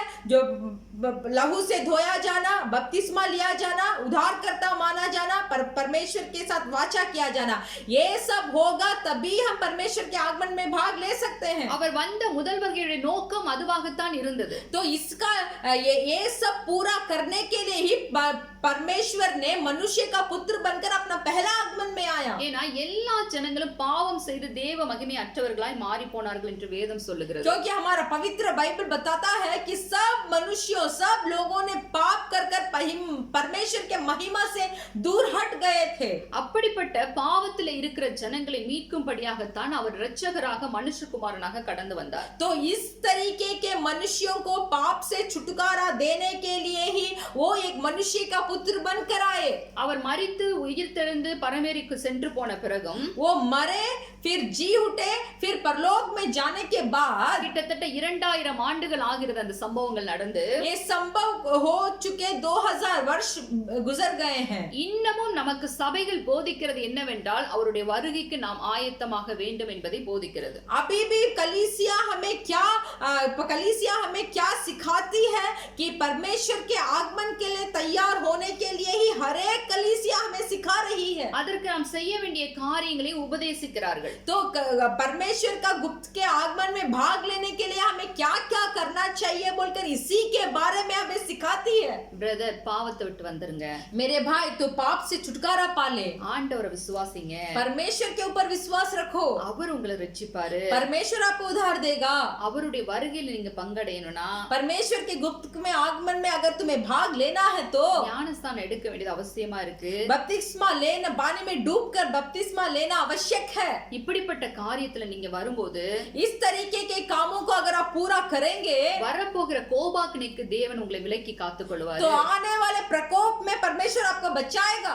இப்படிப்பட்ட உபதேசங்கள் தான் சபைகளிலே கொடுக்கப்படுகிறது. तो इस तरीके के उपदेश ही आज के दिन में कलीसिया में दे रहे हैं. இப்ப இதை கேட்டுக்கொண்டிருக்கிற எத்தனை சகோதரர்கள் ரட்சிக்கப்பட்ட அனுபவத்தோட இருக்கிறீங்கன்னு எங்களுக்கு தெரியாது. तो हमें इस संदेश को हमारे द्वारा सुनने वाले जो भाई लोग आप हैं, आप में कितने जन परमेश्वर के द्वारा उद्धार पाए हैं बोलकर हमें मालूम नहीं. ஆனா ஒன்று மற்றும் நிச்சயம், फिर भी एक निश्चय है, கர்த்தருடைய வார்த்தைகள் ஒருபோதும் பொய்யாய் போவது இல்லை. परमेश्वर का वचन एक दिन भी झूठा नहीं होगा. அவர் சொன்னபடியே நடந்தேறும். परमेश्वर जो बताए हैं वो जरूर होगा. நீங்க மத்தேயு 24வது அதிகாரத்துல आप मत्ती सुसमाचार का पुस्तक का 24वां अध्याय में 35வது வசனத்தை 34 35 வசிக்கலாம். उसका 33 और 34 को पढ़ेंगे. आकाश और पृथ्वी टल जाएंगे परंतु मेरी बातें कभी ना टलेगी. उस दिन और उस घड़ी के विषय में कोई नहीं जानता, न स्वर्ग के दूत और न पुत्र परंतु केवल पिता. ஆமென். आमेन. வானமும் பூமியும் ஒளிந்து போகும், आकाश और पृथ्वी टल जाएगी என் வார்த்தைகளோ ஒளிந்து போவது இல்லை என்று ஆண்டவர் சொல்லுகிறார். परंतु मेरे बातें कभी ना टलेगी बोलकर परमेश्वर बताते हैं. தன்னுடைய முதல் வருகையிலே ஆண்டவர் अनेक காரியங்களை சொல்லிக் கொண்டிருந்தார். अपने पहले आगमन में परमेश्वर ने बहुत सारे काम को बताए थे. ஒருவன் என்னை காட்டி கொடுப்பான் என்று சொன்னார். बोले कि एक मुझे धोखा देगा, அதே போல காட்டி கொடுத்தான். वैसे ही एक ने उन्हें धोखा ஒருவன் दिया. என்னை மறுதலிப்பான் என்று சொன்னார். एक मुझे मैं नहीं हूं बोलूंगा, அதே போல அவரை பேதுரு மறுதலித்தான். वैसे ही पतरस ने भी परमेश्वर को धोखा दिया. எல்லாரும் என்னை விட்டு ஓடி போவீர்கள் என்று சொன்னார். सब लोग मुझसे दूर भाग जाओगे बोले அவரை சிலுவையில் அறைவதற்கு அவரை சிலுவையை சுமந்து கொண்டு போவதற்கு போது எல்லாரும் சீஷர்கள் ஓடி போனார்கள் அவரை விட்டுவிட்டு. तो जब वो यीशु मसीह क्रूस को उठाकर लेके जा रहे थे तब उनके सब चेले उन्हें छोड़कर भाग गए. மனுஷகுமார் பாடுகளுக்கு உட்படுத்தப்படுவார் என்று பேச ஆரம்பித்தார். मनुष्य का पुत्र कष्ट को उठाने वाले हैं बोलकर बात करने के लिए शुरू किए. சிலுவையில் அறை உண்டு மரித்து போவார் என்று சொன்னார். क्रूस में चढ़कर मर जाएंगे बोले. மூன்றாம் நாள் உயிரோடு எழுந்திருப்பார் என்று சொன்னார். तीसरे दिन जी उठूंगा बोलकर बोले. பரமேறி பரலோகத்துக்கு தான் வந்த இடத்துக்கு திரும்பி போவார் என்று சொன்னார். और मैं जो जहां से मैं आया था वहीं मैं फिर से चले जाऊंगा ऐसे बोले. பரிசுத்த ஆவியாகிய தேற்றரவாளனை நான் உங்களுக்கு அனுப்பி தருவேன் என்று சொன்னது போல அனுப்பி கொடுத்தார். पवित्र आत्मा जो हमें तसल्ली तुम्हें एक तसल्ली देने वाला पवित्र आत्मा को मैं जाने के बाद तुम्हें भेजूंगा ऐसे बोले थे. पवित्र आत्मा को भी भेजा. எருசலேம் ஒரு கல்லின் மேல் கல் இராதபடிக்கு அழிந்து போகும் என்று சொன்னார். यरूशलेम जो था वो एक पत्थर के ऊपर एक पत्थर ना रहकर जैसे नष्ट होगी वैसे नष्ट हुआ. இது எல்லாம் சொன்ன ஆண்டவர் தான் சொல்லுகிறார். यही सबको बोले जो परमेश्वर बोले थे वही परमेश्वर अभी भी बोल रहे हैं. மறுபடியும் வருவேன் என்று சொல்லுகிறார். मैं फिर से आऊंगा. அவர்களுக்கு பலனை கொடுக்கும்படியாக கூட வருவேன் என்று சொல்லுகிறார். उनको मैं प्रतिफल देने के लिए फिर से आऊंगा. வெளிப்படுத்தின விசேஷம் 22வது அதிகாரத்துல 12வது வசனத்தை நம்ம வாசிக்கிறோம். प्रकाशित वाक्य का पुस्तक उसका 22 अध्याय का 22वां अध्याय का 12 वचन ऐसे बताती है. देख मैं शीघ्र आने वाला हूँ और हर एक के काम के अनुसार बदला देने के लिए प्रतिफल मेरे पास है. Hallelujah hallelujah. இதோ சீக்கிரமாய் வருகிறேன் என்று ஆண்டவர் சொல்லுகிறார். परमेश्वर बताते हैं देख मैं शीघ्र ही आने वाला हूँ. அவர் வரும்போது அவனவனுக்குரிய பலன் என்னோடு கூட வரும் என்று சொல்ல ஆரம்பித்தார். और जब मैं आऊंगा तब जो जिनका जिनका प्रतिफल हो वो मैं लेके आऊंगा. हालेलूया. हालेलूया. வானமும் பூமி ஒளிந்து போகும் ஆனால் கர்த்தருடைய வார்த்தை ஒளிந்து போகாது. आकाश और पृथ्वी टल जाएंगी फिर भी परमेश्वर का वचन कभी न टलेगा. ஆண்டவராகிய கிறிஸ்து வரப்போகிறார். परमेश्वर यीशु मसीह आने वाले हैं. அவருடைய வருகையின் போது நடக்கக்கூடிய சில காரியங்களை நாம் இப்போது பார்க்க போகிறோம். परमेश्वर के आगमन में जो जो संभव होने वाला है उसके विषय में थोड़ा हम देखेंगे. எடுத்துக்கொள்வோம். 1 தெசலோனிக்கேயர் புத்தகத்துல हम लेंगे पहला थिस्सलुनीकियों का पुस्तक 4வது அதிகாரத்துல उसका 4था अध्याय 14-15 வாசிக்கலாம். 16-3 வாசிக்கலாம். 15 16 17 4 पहला थिस्सलुनीकियों के पुस्तक 4था अध्याय उसका 15 16 और 17 पढ़ेंगे. क्योंकि हम प्रभु के वचन के अनुसार तुमसे यह कहते हैं कि हम जो जीवित है और प्रभु के आने तक बचे रहेंगे सोए हुए से कभी आगे ना बढ़ेंगे. क्योंकि प्रभु आप ही स्वर्ग से उतरेगा. उस समय ललकार कर और प्रधान दूत का शब्द सुनाई देगा और परमेश्वर की तुरही फूकी जाएगी और जो मसीह में मरे हैं वे पहले जी उठेंगे. तब हम जो जीवित और बचे रहेंगे उनके साथ बादलों पर उठा लिए जाएंगे कि हवा में प्रभु से मिले और इसी रीति से हम सदा प्रभु के साथ रहेंगे.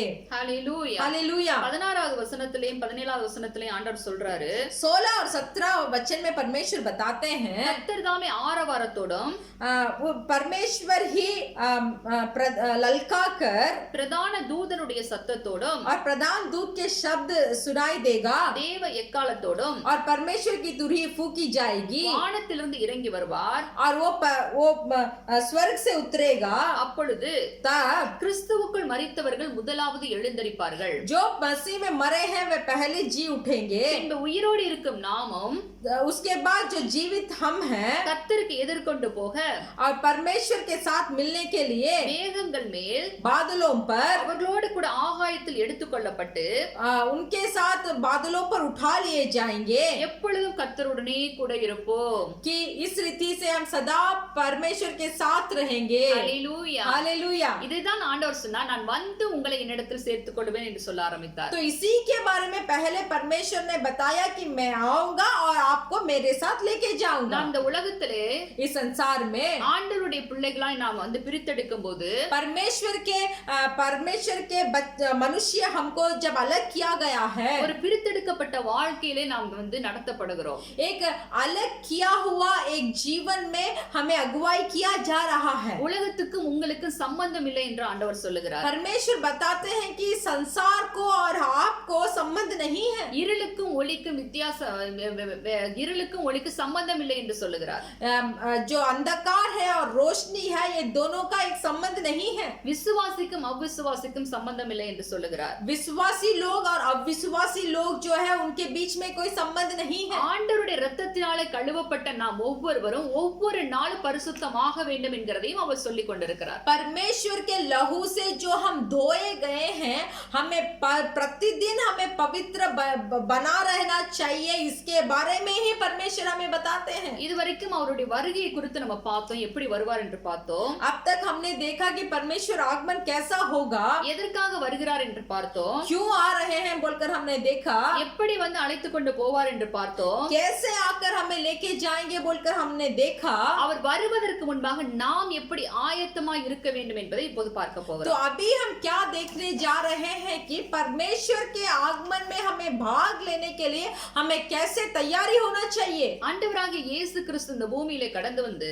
परमेश्वर यीशु मसीह जब इस पृथ्वी पर जब आए थे, எப்படி அவர் ஜீவனை விட்டு நம்மை மீட்டு கொள்ளும்படியாய் கூட வந்தாரோ, कैसे अपने जीवन को देखकर हमें लेने के लिए आए थे, நாமும் இந்த பூமியில இருக்கிற நாட்களிலே हम भी जब तक इस संसार में जीवित है, அவரிடத்திலிருந்து நாம் பெற்றுக்கொண்ட அந்த நித்திய ஜீவன் என்கிற அந்த வாக்குத்தத்தத்திற்கு ஏற்ற பிள்ளைகளாய், परमेश्वर के द्वारा जो अनंत जीवन को हमने पाया था, वो जीवन के द्वारा ஒவ்வொரு நாளும் ஆயத்தமுள்ள பிள்ளைகளாய் காணப்பட வேண்டியது அவசியமாய் तो இருக்கிறது. अनंत जीवन को स्थिर रखने के लिए प्रतिदिन हमें तैयारी से रहना चाहिए। நாம வாசித்த அந்த மத்தேயு 24:42ல हम जो मत्ती सुसमाचार का पुस्तक का 24वां अध्याय का 42 जो वचन हमने पढ़ा था, இதோ நீங்கள் நினையாத நாளிகையிலே देखो जो दिन तुम जानते भी नहीं हो, மனுஷகுமாரன் வருவார், मनुष्य का पुत्र आएगा, ஆகையால் इसीलिए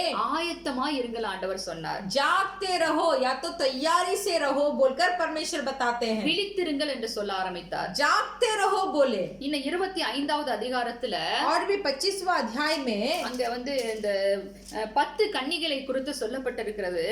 यहाँ ये 10 कन्या कुंवारियों के बारे में बताया गया है। அதிலே காத்திருந்த அனுபவத்தையும் அங்கு எழுதி வைத்திருக்கிறார். वो इंतजार का अनुभव को भी यहाँ बताया गया है। இந்த காலகட்டத்துல इन दिनों में ஆண்டவராகிய இயேசு கிறிஸ்துவ வருகையை நாம் வரவேற்பதற்கு परमेश्वर यीशु मसीह का आगमन को स्वागत करने के लिए நாம் ஆயத்தமுள்ள பிள்ளைகளாய் இருக்க வேண்டும். हमें तैयारी रहना चाहिए, விழித்திருக்கிற பிள்ளைகளாய் இருக்க வேண்டும். हमें जागते रहना चाहिए, காத்திருக்கிற பிள்ளைகளாய் இருக்க வேண்டும். हमें इंतजार करना चाहिए। எப்படி காத்திருப்பது, कैसे इंतजार करें, எப்படி விழித்திருப்பது, कैसे जागते रहे, எப்படி ஆயத்தமாய் இருப்பது என்று சொல்லுவோமையானால், कैसे मैं तैयारी रहूंगा ऐसे हम बोलेंगे तो ஆண்டவராகிய இயேசு கிறிஸ்து சொல்லுகிறார், परमेश्वर यीशु मसीह बताते हैं இந்த உலகத்திலே பல பல அடையாளங்கள் நடக்க போகிறது. इस संसार में बहुत सारे चिन्ह अभी दिखाई देगा, அந்த அடையாளங்கள் எல்லாம் என்னுடைய வருகையை உறுதிப்படுத்துகிறதாக காணப்படும் என்று சொல்லுகிறார். तो वो सारे चिन्ह मेरे आगमन को बताएगा।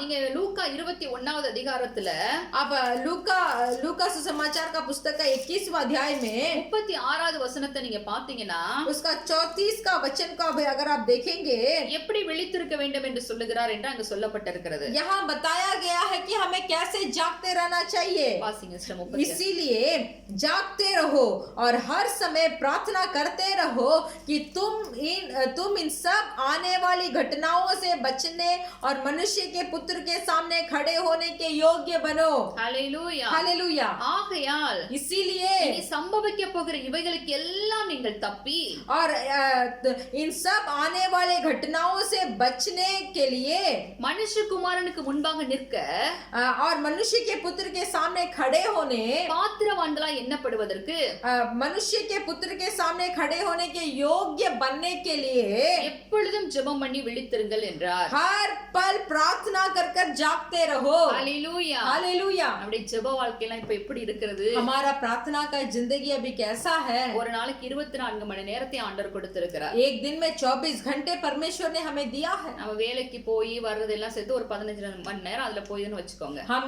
हमारा नौकरी को जाके आने के बाद एक 15 घंटा उसी में चला जाता है। ஒரு 6 மணி நேரம் நல்லா தூங்குறோம், ये 6 घंटा अच्छा सोते हैं, மிச்சம் ஒரு 3 மணி நேரம் இருக்கு.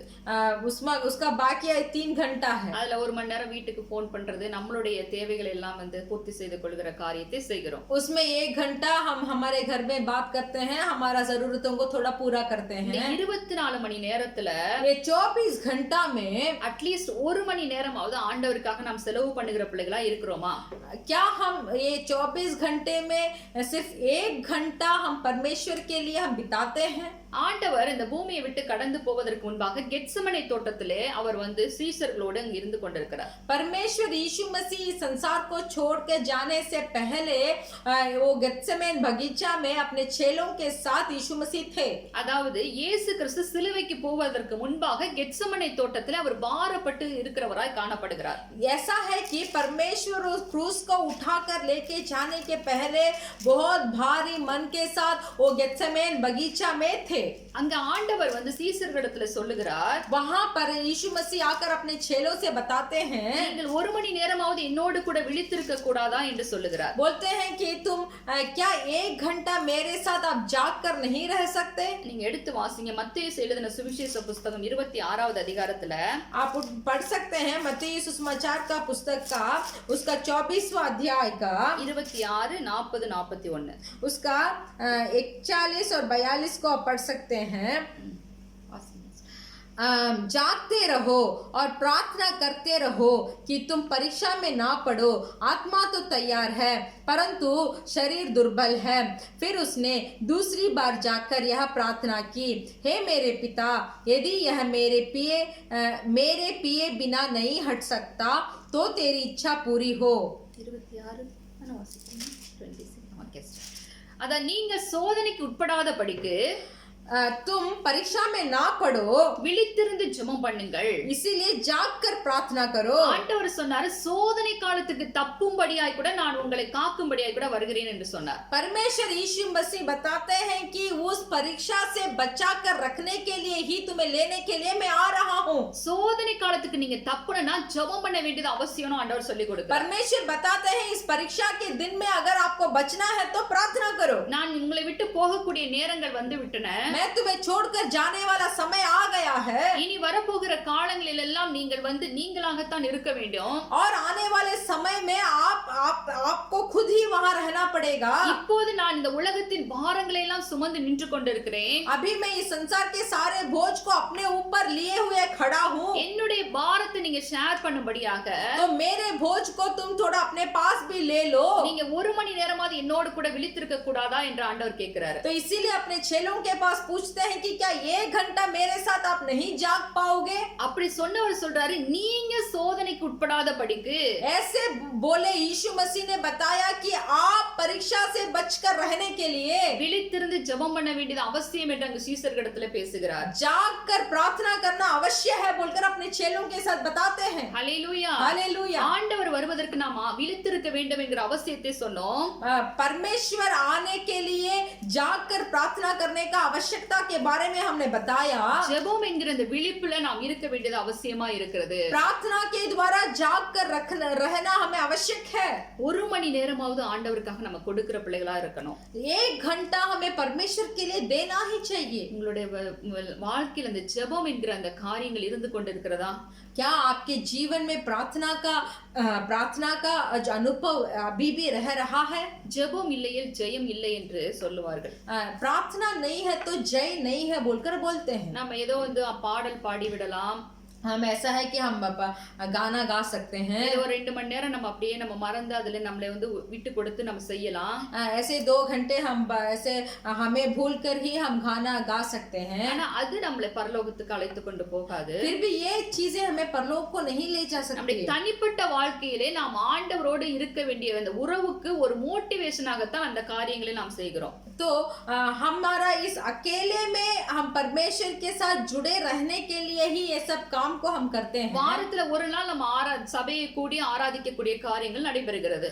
हफ्ते में एक बार हम आराधना कलीसिया में मिलकर करते हैं. ஆனா மீத இருக்கிற அந்த 6 நாளல்ல நம்ம எப்படி கர்த்தரோட இருக்கிறோம்ங்கிறது மிக முக்கியம். फिर भी उसमें भी प्रधान क्या है, जो बचे हुए 6 दिन में हम परमेश्वर के साथ कैसे रह रहे हैं बोलकर वो बहुत मुख्य है. அட்லீஸ்ட் ஒரு அரை மணி நேரமாவது நாம ஜெபிக்கிற பிள்ளைகளாய் காணப்பட வேண்டியது அவசியம். ऐसा है कि हमें ऐसे आधा घंटा हमें प्रार्थना करना चाहिए. ஆண்டவர் சொன்னார் ஒரு மணி நேரம் விழித்திருக்க கூடாதா என்று சொல்லுகிறார். परमेश्वर पूछते हैं क्या तुम 1 घंटा नहीं जाग सकते? 24 மணி நேரத்தை கொடுக்கிற ஆண்டவர் சொல்றாரு ஒரு மணி நேரம் எனக்காக செலவு பண்ணுங்க என்று சொல்றாரு. 24 घंटे को हम हमारे पास दिए हुए परमेश्वर बताते हैं कि क्या 1 घंटा तुम मुझे नहीं दे सकता? நாம் அதை செய்றோமா? क्या हम उसको करते हैं? ஆண்டவர் வரும்போது நாம் அவரோடு கூட செல்ல வேண்டும் என்றால், परमेश्वर आने के समय अगर हमें उनके साथ जाना है तो நாம் ஜெப வாழ்க்கையிலே நாம் பழக்கப்பட வேண்டியது அவசியமா இருக்கிறது. तो हमें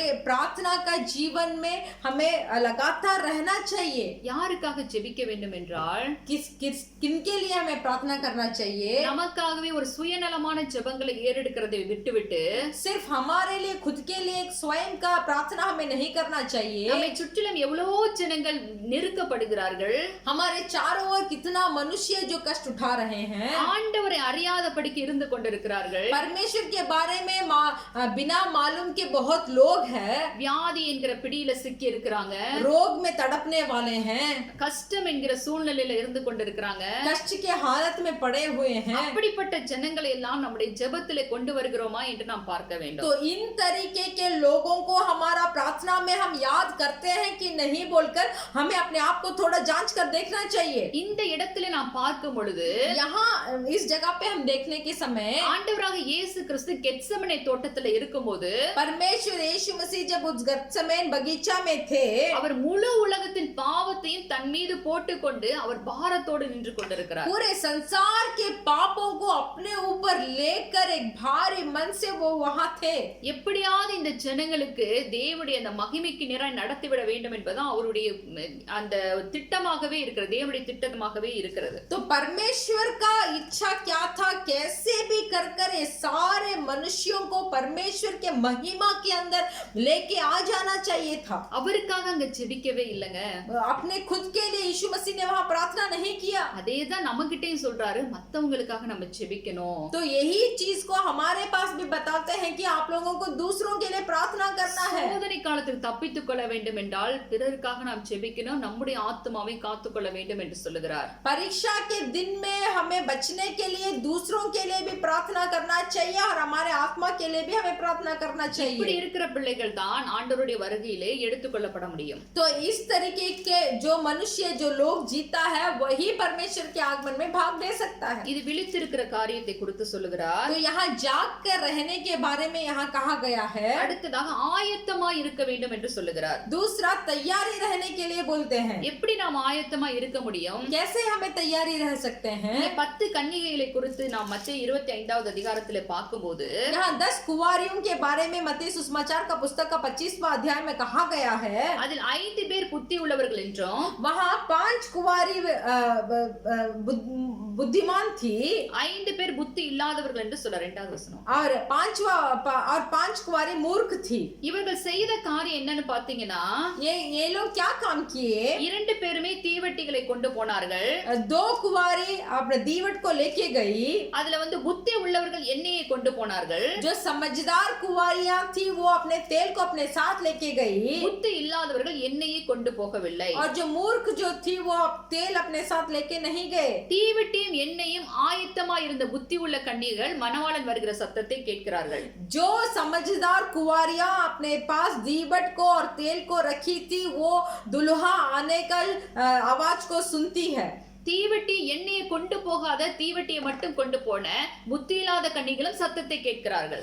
जो मूर्ख कुंवारियां थी, जो दीवट को अपना साथ नहीं लेके गई, फिर भी तेल को लेके गई थी, वो भी दुल्हा का आवाज को सुनती है। 10வது வசனத்தை வாசிக்கலாம். 10वां वचन को हम पढ़ेंगे।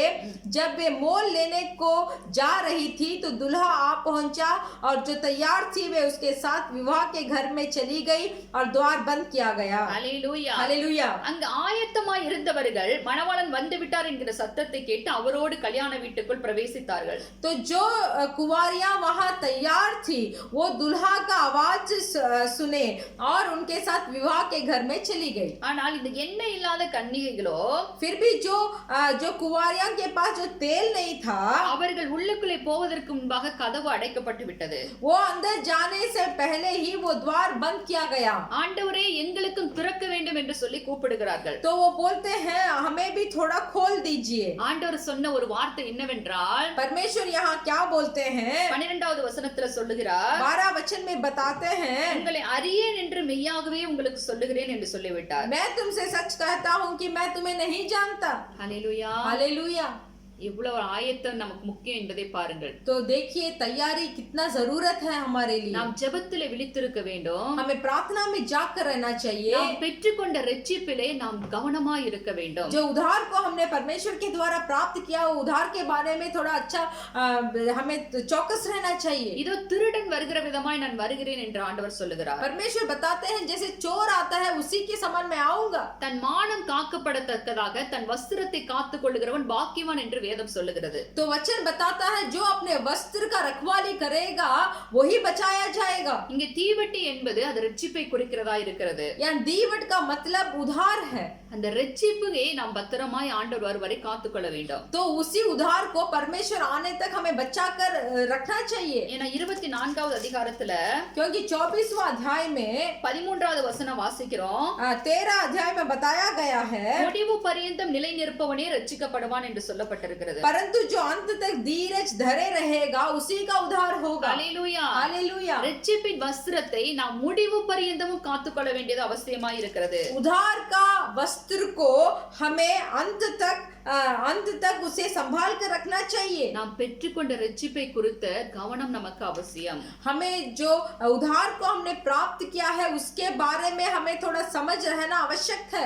எண்ணெய் என்பது அபிஷேகத்தை குறிக்கிறது. तेल का मतलब अभिषेक है। இரட்சிப்போடு சேர்ந்து அபிஷேகத்தையும் ஆண்டவர் கொடுக்கிறவராய் காணப்படுகிறார். उद्धार के साथ हमें अभिषेक को भी परमेश्वर देते हैं। ஆண்டவர் வருகிற நாளிலே परमेश्वर जब आते हैं, இது இரண்டையும் யார் காத்துக் கொள்ளுகிறானோ ये दोनों चीज को जो संभाल कर रखता है, அவன்தான் மணவாளன் வருகிற சத்தத்தை கேட்டு वही दुल्हा आने का आवाज को सुनेंगे ஆண்டவருடைய வருகையில பங்கடைய முடியும். और परमेश्वर के आगमन में भाग लेंगे। ஹல்லேலூயா. हालेलुया। இப்படிப்பட்ட அனுபவங்கள் உங்களுக்கு இருக்கிறதா? क्या इस तरीके का अनुभव इन दिनों में आपको है? இல்ல ஏதோ அற்புதங்கள் அதிசயங்கள் இந்த இப்படிப்பட்ட காரியங்களை மாத்திரம் நீங்கள் தெரிந்து கொண்டு இப்படி இரட்சிப்புடைய காரியங்களை இன்னும் அறியாமல் இருக்கிறீர்களா? नहीं तो अद्भुत काम हो रहे हैं, चमत्कार काम हो रहे हैं, इनके बारे में सिर्फ ध्यान देकर जो उद्धार आपको दिया गया है वो उद्धार को आप ऐसे भूल गए हैं क्या?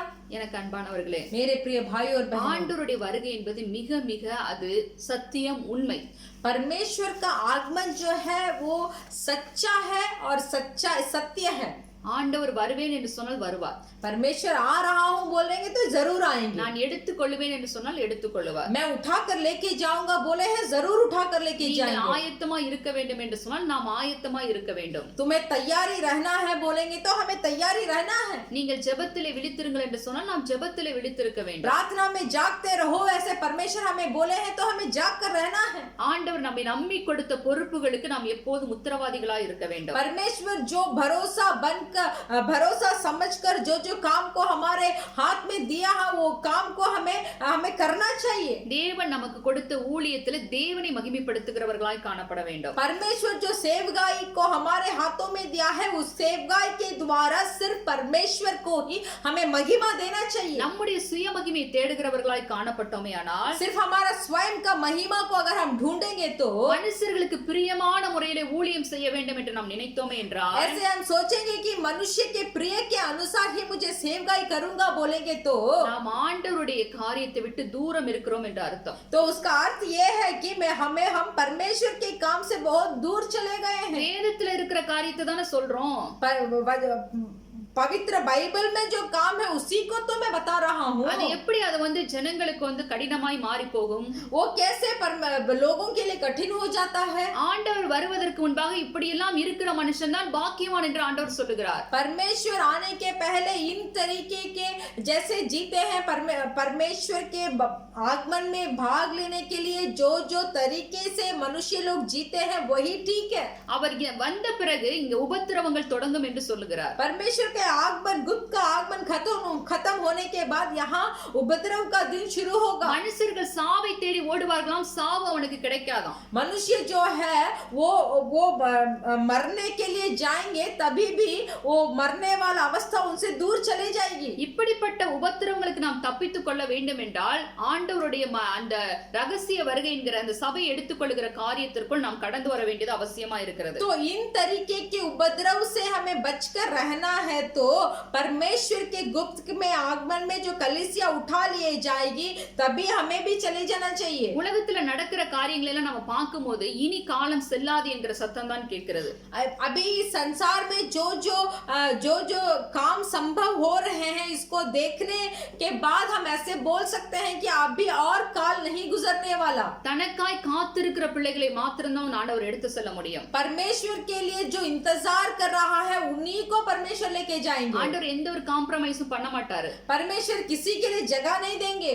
மனுஷங்க வேணா காம்ப்ரமைஸ் பண்ணலாம், लोग जगह दे देंगे। ஆண்டவர் எதுக்கு இதுக்கு முன்பாக நமக்கு வேத புத்தகத்தை எழுதி கொடுத்து சென்றிருக்கிறார் என்றால், क्यों परमेश्वर हमें इस पवित्र बाइबल को हमारे हाथ में देकर गए हैं? இப்படி இருந்தா நீ இப்படி வந்து என்னோட வரலாம், ऐसा रहेगा तो तू मेरे साथ आ सकता है, ஆயத்தமா இருந்தா நான் அழைச்சிட்டு போவேன், तू तैयारी रहेगा तो तुझे मेरे साथ लेके जाऊंगा। ஜெபத்துல விழித்திருந்தீங்கன்னா வரப்போகிற எல்லா சோதனை காலத்துக்கு தப்பித்துக் கொள்ளுவீங்க. अगर प्रार्थना में जागते रहेंगे तो आने वाले सब परीक्षा में बचा दिए जाओगे। ஹல்லேலூயா, हालेलुया। அது செய்ய மாட்டோம் அப்படின்னா ஆண்டவர் உனக்கு எனக்கு நான் உன்னை அறியேன் என்று சொல்லி விடுவார். तो जो कहा हुआ परमेश्वर का आज्ञा है, अगर हम उसको नहीं सुनेंगे तो परमेश्वर बताएंगे कि मैं तुझे नहीं जानता। நாளிலும் கூட இந்த சத்தியத்தை கேட்டுக்கொண்டிருக்கிற எனக்கு அன்பான சகோதரர்களே, मेरे प्रिय भाइयों और बहनों, इन दिन में जो सत्य को आप सुन रहे இதோ हैं, சீக்கிரமாய் வருகிறேன் என்று ஆண்டவர் சொல்லுகிறார். परमेश्वर बताते हैं कि देख मैं शीघ्र आने वाला हूँ। வாசற்படியிலே வந்து விட்டேன் என்று சொல்லுகிறார். बोल रहे हैं कि मैं द्वार में आ चुका हूँ। நம்ம வீட்டுக்கு யாராவது வந்து டோரை நாக் பண்ணா நம்ம போய் கதவை திறந்து அவங்களை வெல்கம் பண்ண தான் நினைப்போம். जब हम हमारे घर में कोई भी आकर दरवाजा खटखटाएंगे तो हम जाएंगे और हम उन्हें स्वागत करेंगे। இல்ல கதவை திறக்காம சில நேரத்துல சில அப்படி உள்ளவங்களும் இருப்பாங்க, அப்படியே அனுப்புறவர்களும் இருக்கிறார்கள். तो ऐसे कुछ लोग हैं जो दरवाजा खोले बिना ही आने वाले लोगों को भेज देंगे। நீங்க உள்ளுக்குள்ள வரவேற்க நினைக்கிறீங்களா இல்ல அப்படியே அனுப்பி விடணும்னு நினைக்கிறீங்களா? आप क्या सोच रहे हैं? आपको अंदर बुलाकर स्वागत करना है या दरवाजा बंद करके ही उन्हें भेज देना है? ஹல்லேலூயா, हालेलुया। ஆண்டவரை வெல்கம் பண்ணுகிற பிள்ளைகளா நாம் இருக்க வேண்டும். हमें परमेश्वर को स्वागत करने वाले लोग के तरह होना चाहिए। இந்த புத்தி உள்ள கன்னிகைகள் ஆண்டவரை வெல்கம் பண்ணாங்க. ये समझदार कुंवारियां परमेश्वर की स्वागत की, அவர்கள் உள்ளே அவரோடு கூட சேர்க்கப்பட்டார்கள். इसीलिए उन्होंने शादी के घर में प्रवेश किया। ஆயத்தம் இல்லாத கன்னிகைகள் கைவிடப்பட்டார்கள். जो मूर्ख कुंवारियां थी, जो तैयार नहीं थी, वो छोड़ दिए गए। இந்த சத்தியங்கள் நமக்காகத்தான் எழுதி கொடுக்கப்பட்டுள்ளது. तो इस पवित्र बाइबल में जितने भी सच है वो हमारे लिए लिख कर दिया गए हैं। அதனால உங்களுடைய ஜெப வாழ்க்கையில ஒரு மறுரூபம் உண்டாகட்டும். इसीलिए आपके प्रार्थना के जीवन में एक बदलाव आना चाहिए। உங்களுடைய ரட்சிப்பின் வஸ்திரத்தை காத்துக்கொள்ள பிரயாசப்படுங்கள். तो आपके उद्धार का वस्त्र को आप बचा कर रखिए। ஒவ்வொரு நாளும் வேதத்தை குறைஞ்சது ஒரு 10 நிமிஷமாவது வாசிங்க. ऐसे है कि 10 मिनट हमारे पवित्र बाइबल को पढ़ने के लिए कोशिश कीजिए। குறைஞ்சது ஒரு 10 நிமிஷமாவது படிக்க முயற்சி எடுங்க. थोड़ा ऐसे कोशिश कीजिए कि 10 मिनट आप इस पवित्र बाइबल को पढ़े। பரிசுத்த ஜீவிதத்துக்கு நேராய் வாழ முயற்சி எடுங்கள். पवित्र जीवन बिताने के लिए कोशिश कीजिए। ஒருவேளை இந்த கேட்டுக்கொண்டிருக்கிறவங்க யாராவது இன்னும் ஞானஸ்தான உடன்படிக்கைக்குள்ள கடந்து வரலைனா, अगर ये हमारे इस उपदेश के सुन रहे रहे हैं, आप में किसी अगर बपतिस्मा नहीं लिया हो ஞானஸ்தானத்துக்கு உங்களை ஒப்பு கொடுங்கள். तो जल्दी ही बपतिस्मा लेने के लिए अपने आप को समर्पण कीजिए. இந்த பூமியில தன்னுடைய அதாவது ரத்தத்தை சிந்தினதுடைய நோக்கம் தன்னுடைய ரத்தத்தினாலாகிய உடன்படிக்கை ஒரு ஆண்டவர் ஏற்படுத்தினார். इस पृथ्वी पर यीशु मसीह ने लहू को बहाया है. इसका लक्ष्य है कि वो लहू के द्वारा एक वाचा को हमारे साथ बनाने के लिए நான் ஏற்கனவே சொன்னது போல என்கேஜ்மெண்ட் அந்த காரியத்தை ஆண்டவர் செய்கிறார்.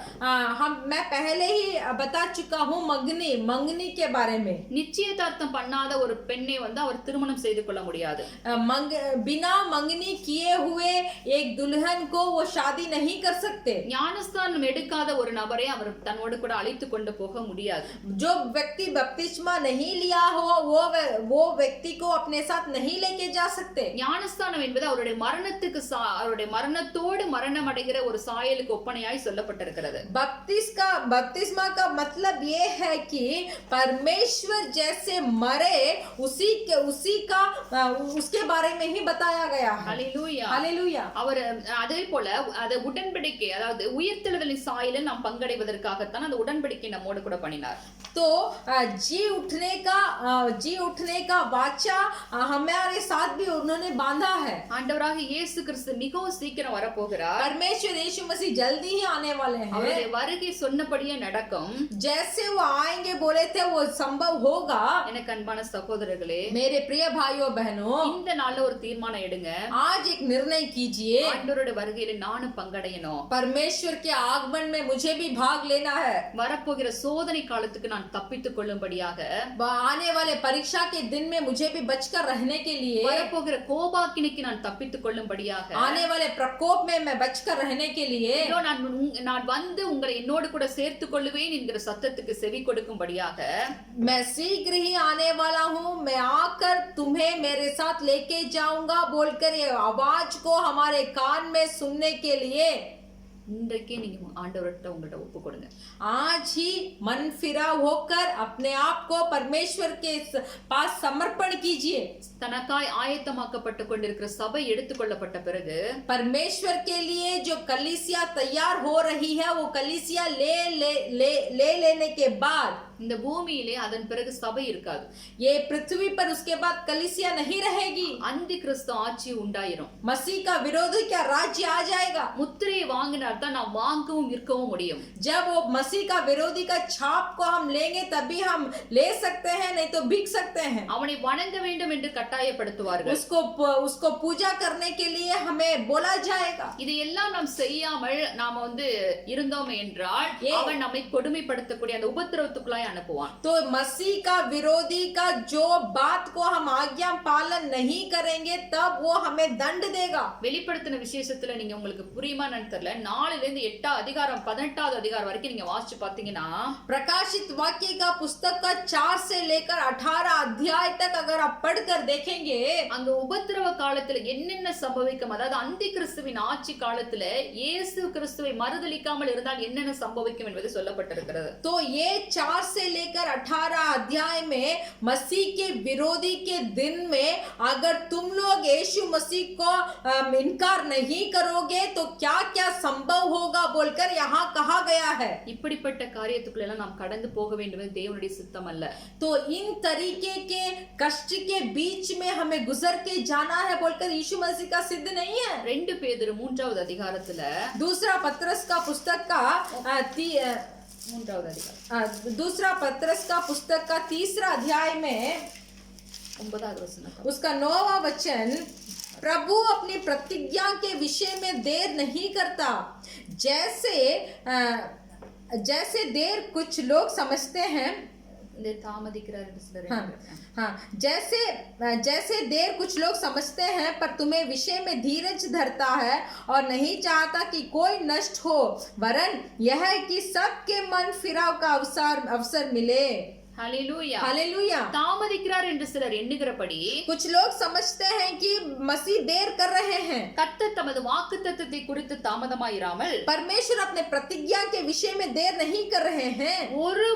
ஒருவரும் அந்த வார்த்தை தான் முக்கியம், ஒருவரும் கெட்டு போகாமல், कोई नष्ट, ये कोई का शब्द बहुत मुख्य है, कोई भी नष्ट ना हो, எல்லாரும் மனம் மனம் திரும்ப வேண்டும் என்று விரும்பி सब लोग मन फिरा होने के लिए, நம்மேல் நீடிய பொறுமை உள்ளவராய் இருக்கிறாராம். सब लोग मन फिराव का अवसर मिलने के लिए हमारे पास बहुत धीरज रख रहे हैं। லாங் சஃபரிங் என்று சொல்லுவாங்க. நீடிய பொறுமை உள்ளவராய் இருந்து கொண்டிருக்கிறார். प्रभु बहुत ही प्रतिज्ञा के विषय में बहुत देर कर रहे, इंतजार कर रहे हैं। இன்னைக்கு மனம் திரும்பிட மாட்டானா, நாளைக்கு மனம் திரும்பிட மாட்டானா என்று தம்முடைய வருகை அதற்காகவே தாமதித்துக் கொண்டிருக்கிறாராம். परमेश्वर अपने आगमन का देर कर रहे हैं क्योंकि परमेश्वर चाहते हैं कि आज मेरा बेटा मन फिरा हो जाएगा, कल मेरा बेटा मन फिरा हो जाएगा, ऐसे सोचकर ही अपने आगमन को देर कर रहे हैं। ஹல்லேலூயா. हालेलुया। இன்றைக்கே நம்முடைய இரட்சணிய நாள் என்று வேதம் சொல்லுகிறது. पवित्र बाइबल कहता है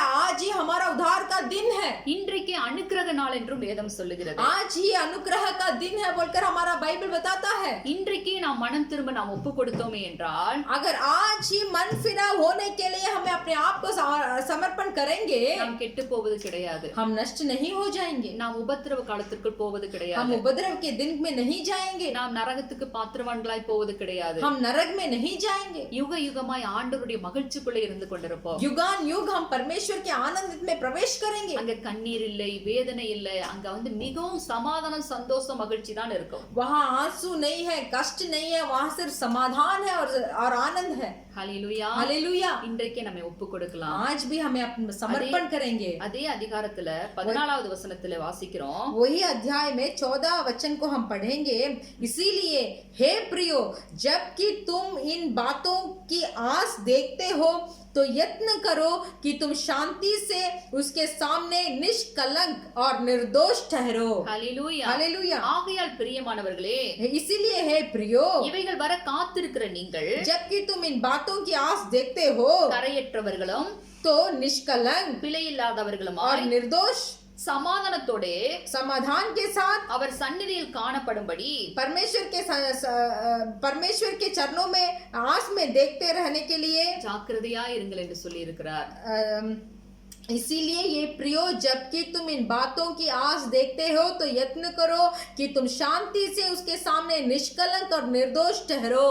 ஹல்லேலூயா. हालेलुया। அதனால நம்முடைய தேவனுடைய நாள் சீக்கிரமாய் வரும்படிக்கு மிகுந்த ஆவலோட காத்திருக்க வேண்டும் என்று சொல்லப்பட்டிருக்கிறது. इसीलिए हमारा परमेश्वर के आगमन के लिए बहुत आस कर हमें देखना चाहिए। இந்த கடைசி நாட்களிலே, इन अंतिम दिनों இந்த में, கிருபையின் காலத்துல इस कृपा के दिन में நம்முடைய லக்கு என்னவா இருக்கணும் அப்படின்னு பார்த்தோம் என்றால், हमारा लक्ष्य क्या होना चाहिए? அதாவது சபை இயேசு கிறிஸ்து ரத்தத்தால கழுவப்பட்ட சபையினுடைய கோல் என்னன்னு பாத்தீங்கன்னா, ऐसा है कि परमेश्वर के लहू के द्वारा धोया गया कलीसिया का लक्ष्य क्या होना चाहिए? ஆண்டவருடைய வருகையிலே, அதாவது மணவாளனாய் வரப்போகிற அந்த ரகசிய வருகையிலே சபை எடுத்துக்கொள்ளப்படுதல நீங்களும் நானும் இருக்க வேண்டும். हम एक परमेश्वर के लहू के द्वारा धोया गया एक कलीसिया का लक्ष्य ये होना चाहिए कि जब परमेश्वर यीशु मसीह दुल्हा बनकर आएंगे तो उनके लहू के द्वारा धोए गए उद्धार प्राप्त किया हुआ कलीसिया उनके साथ जाना चाहिए। हालेलुया। हालेलुया। நீங்களும் நானும் அந்த சத்தத்தை கேட்கிறவர்களாய் இருக்க வேண்டும். आप और हम परमेश्वर का उस आवाज को सुनने वाला होना चाहिए। அவருடைய வருகைக்கு முன்பாக நம்முடைய மரணம் சம்பவிக்குமேயானால், अगर परमेश्वर के आगमन के पहले हमारा मृत्यु होगी तो அவருடைய முகத்தை நாம் கண் விழிக்கும் போது அவருடைய முகத்தை பார்க்கிறவர்களாய் இருக்க வேண்டும். तो जब हमारे आत्मा में हम आंख खोलकर देखेंगे तब हम परमेश्वर का मुंह को देखने वाला होना चाहिए। ஹல்லேலூயா. हालेलुया। அதனால உங்களுடைய பரிசுத்த ஜீவிதத்தை காத்துக்கொள்ளுங்க. इसीलिए अपना पवित्र स्थिति को अच्छा से रखिए। பாவத்துக்கு துணை போவாதீங்க. पाप के पीछे मत जाइए। பாவம் செய்ய தூண்டக்கூடிய காரியத்துக்கு உங்களை விட்டு கொடுக்காதீங்க.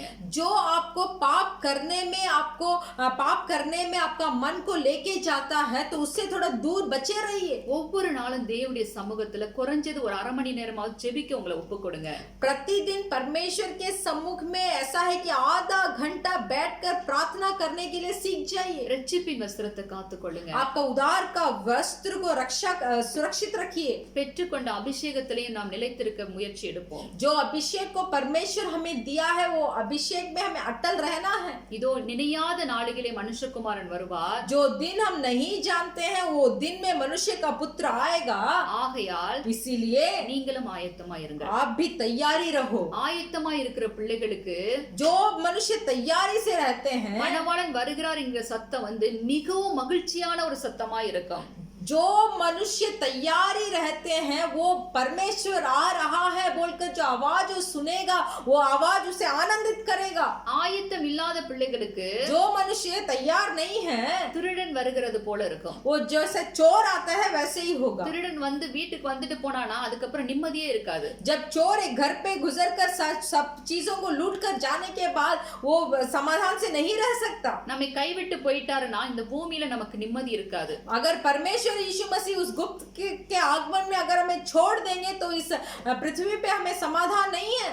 அதனால इसीलिए அவருடைய வருகையில उनके आगमन में அதாவது சபை எடுத்துக்கொள்ள வரும்போது जैसे तब वो कलीसिया को जब लेने के लिए आएंगे, நாமும் அவரோடு கூட செல்வதற்கு ஆயத்தமா இருக்க तो வேண்டும். हम भी उनके साथ जाने के लिए हमें तैयारी होना चाहिए. உங்களை ஒப்பு கொடுங்க.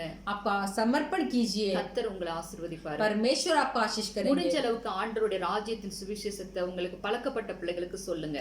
ऐसा है ज्यादातर परमेश्वर की उस समाचार को आपके जान पहचान वालों को बताइए. ஆண்டவருடைய வருகை இன்னும் நமக்கு எப்பன்னு தெரியாது. परमेश्वर का आगमन कब है बोलकर हमें मालूम नहीं. ஒவ்வொரு நாள் நம்ம ஆயத்தமா இருக்கணும். तो प्रतिदिन हमें तैयारी से रहना நம்ம चाहिए. ஆத்மா ஆயத்தமா இருக்கணும். हमारा आत्मा भी तैयारी से रहना ஆனா चाहिए. மற்றவர்களுக்கு ஆண்டவரை பற்றி சொல்லுவதற்கு நாம முயற்சி எடுக்கணும். फिर भी हमें दूसरों को परमेश्वर के बारे में बताने के लिए थोड़ा कोशिश करना चाहिए. எசேக்கியேல் 38ல வாசிக்கிறோம். इसीलिए एजेकिएल का पुस्तक का 38 में हम पढ़ते हैं, முதலாவது நீ ஆயத்தப்படு, पहले तू तैयारी हो जा, பின்பு உன்னோடு கூட ஒரு கூட்டத்தாரை ஆயத்தப்படுத்து, फिर तेरे साथ मिलकर एक बड़ी भीड़ को तैयारी कर, அவர்களுக்கு காவலாளியா இரு என்று சொல்லி இருக்கிறார். तो उनके लिए तू रखवाली बन जा. ஆண்டவர் எப்படி இந்த பூமியிலே கடந்து வந்து நமக்காய் ஜீவனை கொடுத்தாரோ, परमेश्वर यीशु मसीह जैसे आकर हमारे लिए अपने आप का जीवन को दिया, நமக்கு ஒரு பொறுப்பை கொடுத்திருக்கிறார். तो हमारे लिए भी एक काम को रखे हैं. அவர் வருகிற நாளையும் நாம் எதிர்நோக்கி இருக்கணும். परमेश्वर का आगमन का दिन को भी हमें देखकर आस देखकर रहना चाहिए. மத்தேயு 28:19 படியாக मत्ती सुसमाचार का पुस्तक 28 अध्याय का 10वां वचन में, உலகம் எங்கிலும் புறப்பட்டு போய் ராஜ்யத்தின் சுவிசேஷத்தை சொல்லுகிற பிள்ளைகளாகவும் இருக்க வேண்டும். तो संसार में तुम फैल कर जाओ उस और राज्य का सुसमाचार को सबको तुम बताओ. அவருடைய சித்தத்தின்படி நாம் இந்த பூமியில வாழுகிற பிள்ளைகளா இருக்க வேண்டும். परमेश्वर के सिद्ध के इच्छा के अनुसार हमें इस पृथ्वी पर हमें जीना நாம் चाहिए. ஒவ்வொருவருக்கும் ஒரு பொறுப்பை ஆண்டவர் கொடுத்திருப்பார். हम हर एक को परमेश्वर ने काम को दिया है. அந்த பொறுப்பை உணர்ந்தவர்களாய் उस काम के बारे में एक समझ होने के बाद ஆண்டவருக்கு முன்பாக அதுல உண்மை உத்தமமாய் காணப்படுகிற பிள்ளைகளாய் இருக்க तो வேண்டும். परमेश्वर के सामने हमें सच्चाई से जीना चाहिए. அப்படி இருக்கிற பிள்ளைகளுக்கு தான் अगर हम ऐसे रहेंगे, அவர் வரும்போது பலனை கொண்டு வருகிறவராய் இருக்கிறார். तभी परमेश्वर आने के समय उसका प्रतिफल को लेके आएंगे. ஹல்லேலூயா. हालेलुया. அவருடைய வருகை எப்படி நமக்கு மகிழ்ச்சியை தருகிறதோ, परमेश्वर का आगमन कैसे हमें एक आनंद को देता है, அவருடைய கரத்துல நம்ம gift வாங்கும்போது எவ்வளவு மகிழ்ச்சியா இருக்கும். तो सोच कर देखिए परमेश्वर के हाथों से अगर एक तोहफा हमें मिलेगा तो हमें कितना खुश होगा. நம்ம எங்கேயாவது போனா வெறும் கையோட போக மாட்டோம். ஏதாவது வாங்கிட்டு போய் கொடுக்கலாம்னு ஆசைப்படுவோம். हम कहीं जाएंगे तो जाने के समय कुछ लेकर खरीद कर लेके जाने के लिए हमारा दिल बहुत खुश होता है. அதான் ஆண்டவர் என்ன சொல்றாரு, இந்த பூமியில எனக்காக இந்த பிள்ளைகள் பாடுபட்டாங்க. तो परमेश्वर बताते हैं कि ये लोगों, मेरे बच्चे लोग इस संसार में मेरे लिए कष्ट उठाया है, அவர்களுக்காக நான் பலனை கொண்டு போகிறேன் என்று சொல்லி நமக்காக பலனை கொண்டு வருகிறவராய் तो இருப்பார். इसीलिए मैं जाने के समय मैं इनके लिए कुछ तोहफा को लेके जाऊंगा बोलकर उनके हाथों में वो प्रतिफल को लेके आते हैं. ஹல்லேலூயா. हालेलुया. அதனால ஆயத்தமா இருங்க, इसीलिए तैयारी रहो, விழிப்பா இருங்க. जागते रहो. ஆண்டவர் எப்போது வருவார் என்று காத்திருங்க. परमेश्वर कब आएंगे बोलकर इंतजार करो. அவர் வரும் வரையில் அவர் நம்மை நம்பி கொடுத்த பொறுப்புக்கு உத்தரவாदिகளா இருங்க. जब परमेश्वर आने तक जो काम को हमारे हाथों पे सौंपा है वो काम को पूरा करने के लिए हमें तैयारी रहना चाहिए. அவருடைய கரத்திலிருந்து நாம் பலனை பெற்றுக்கொண்டு அவரோடு கூட யுகமாய் இருந்து நாம் சந்தோஷப்படுவோம். परमेश्वर आने के समय अपने हाथों को प्रतिफल को पाने के बाद युगान युग हम परमेश्वर के साथ जी कर खुशी रहेंगे. கர்த்தர் தாமே உங்கள் ஒவ்வொருவரையும் ஆசீர்வதிப்பாராக. परमेश्वर ही आप हर एक को आशीष करेगा. हालेलुया. सब आंखें बंद करेंगे. आमेन. मेरे दुखों का होगा तमन, आंसू पोंछेगा आंखों के नम, मेरे दुखों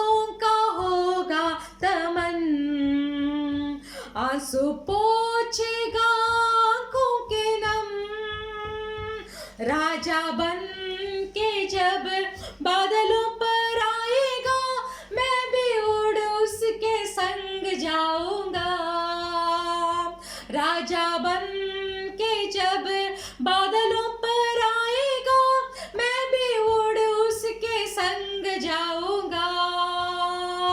मेरा यीशु है मुझको भला, वही काफी है सदा सर्वदा।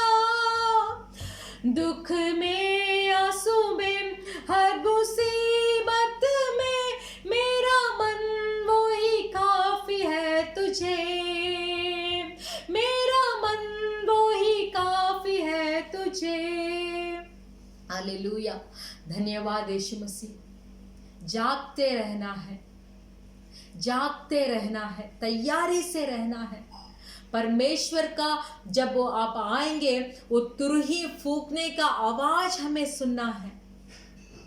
परमेश्वर के लहू में धोकर, उधार प्राप्त कर कर, पाप क्षमा का निश्चय को पाकर, उस उधार का वस्त्र को हमें सुरक्षित रखकर, जो काम आपने मेरे हाथों पे सौंपा है, वो काम को मैं पूरा कर कर, वो प्रतिफल को मैं आपके हाथों से लेने तक परमेश्वर मुझे तैयारी रखने के लिए मदद कीजिए। धन्यवाद बोलते हैं इस अच्छे उपदेश के लिए। ये उपदेश के बाद हर एक भाई और बहन अब से लेकर परमेश्वर के आगमन के लिए अपने आप को तैयारी रखने के लिए आप आपकी समझ से हर एक को भर दीजिए, हर एक को भर दीजिए। संदेश दिए हुए सिस्टर को आपके हाथ में समर्पण करते हैं, परिवार को आपके हाथ में समर्पण करते हैं।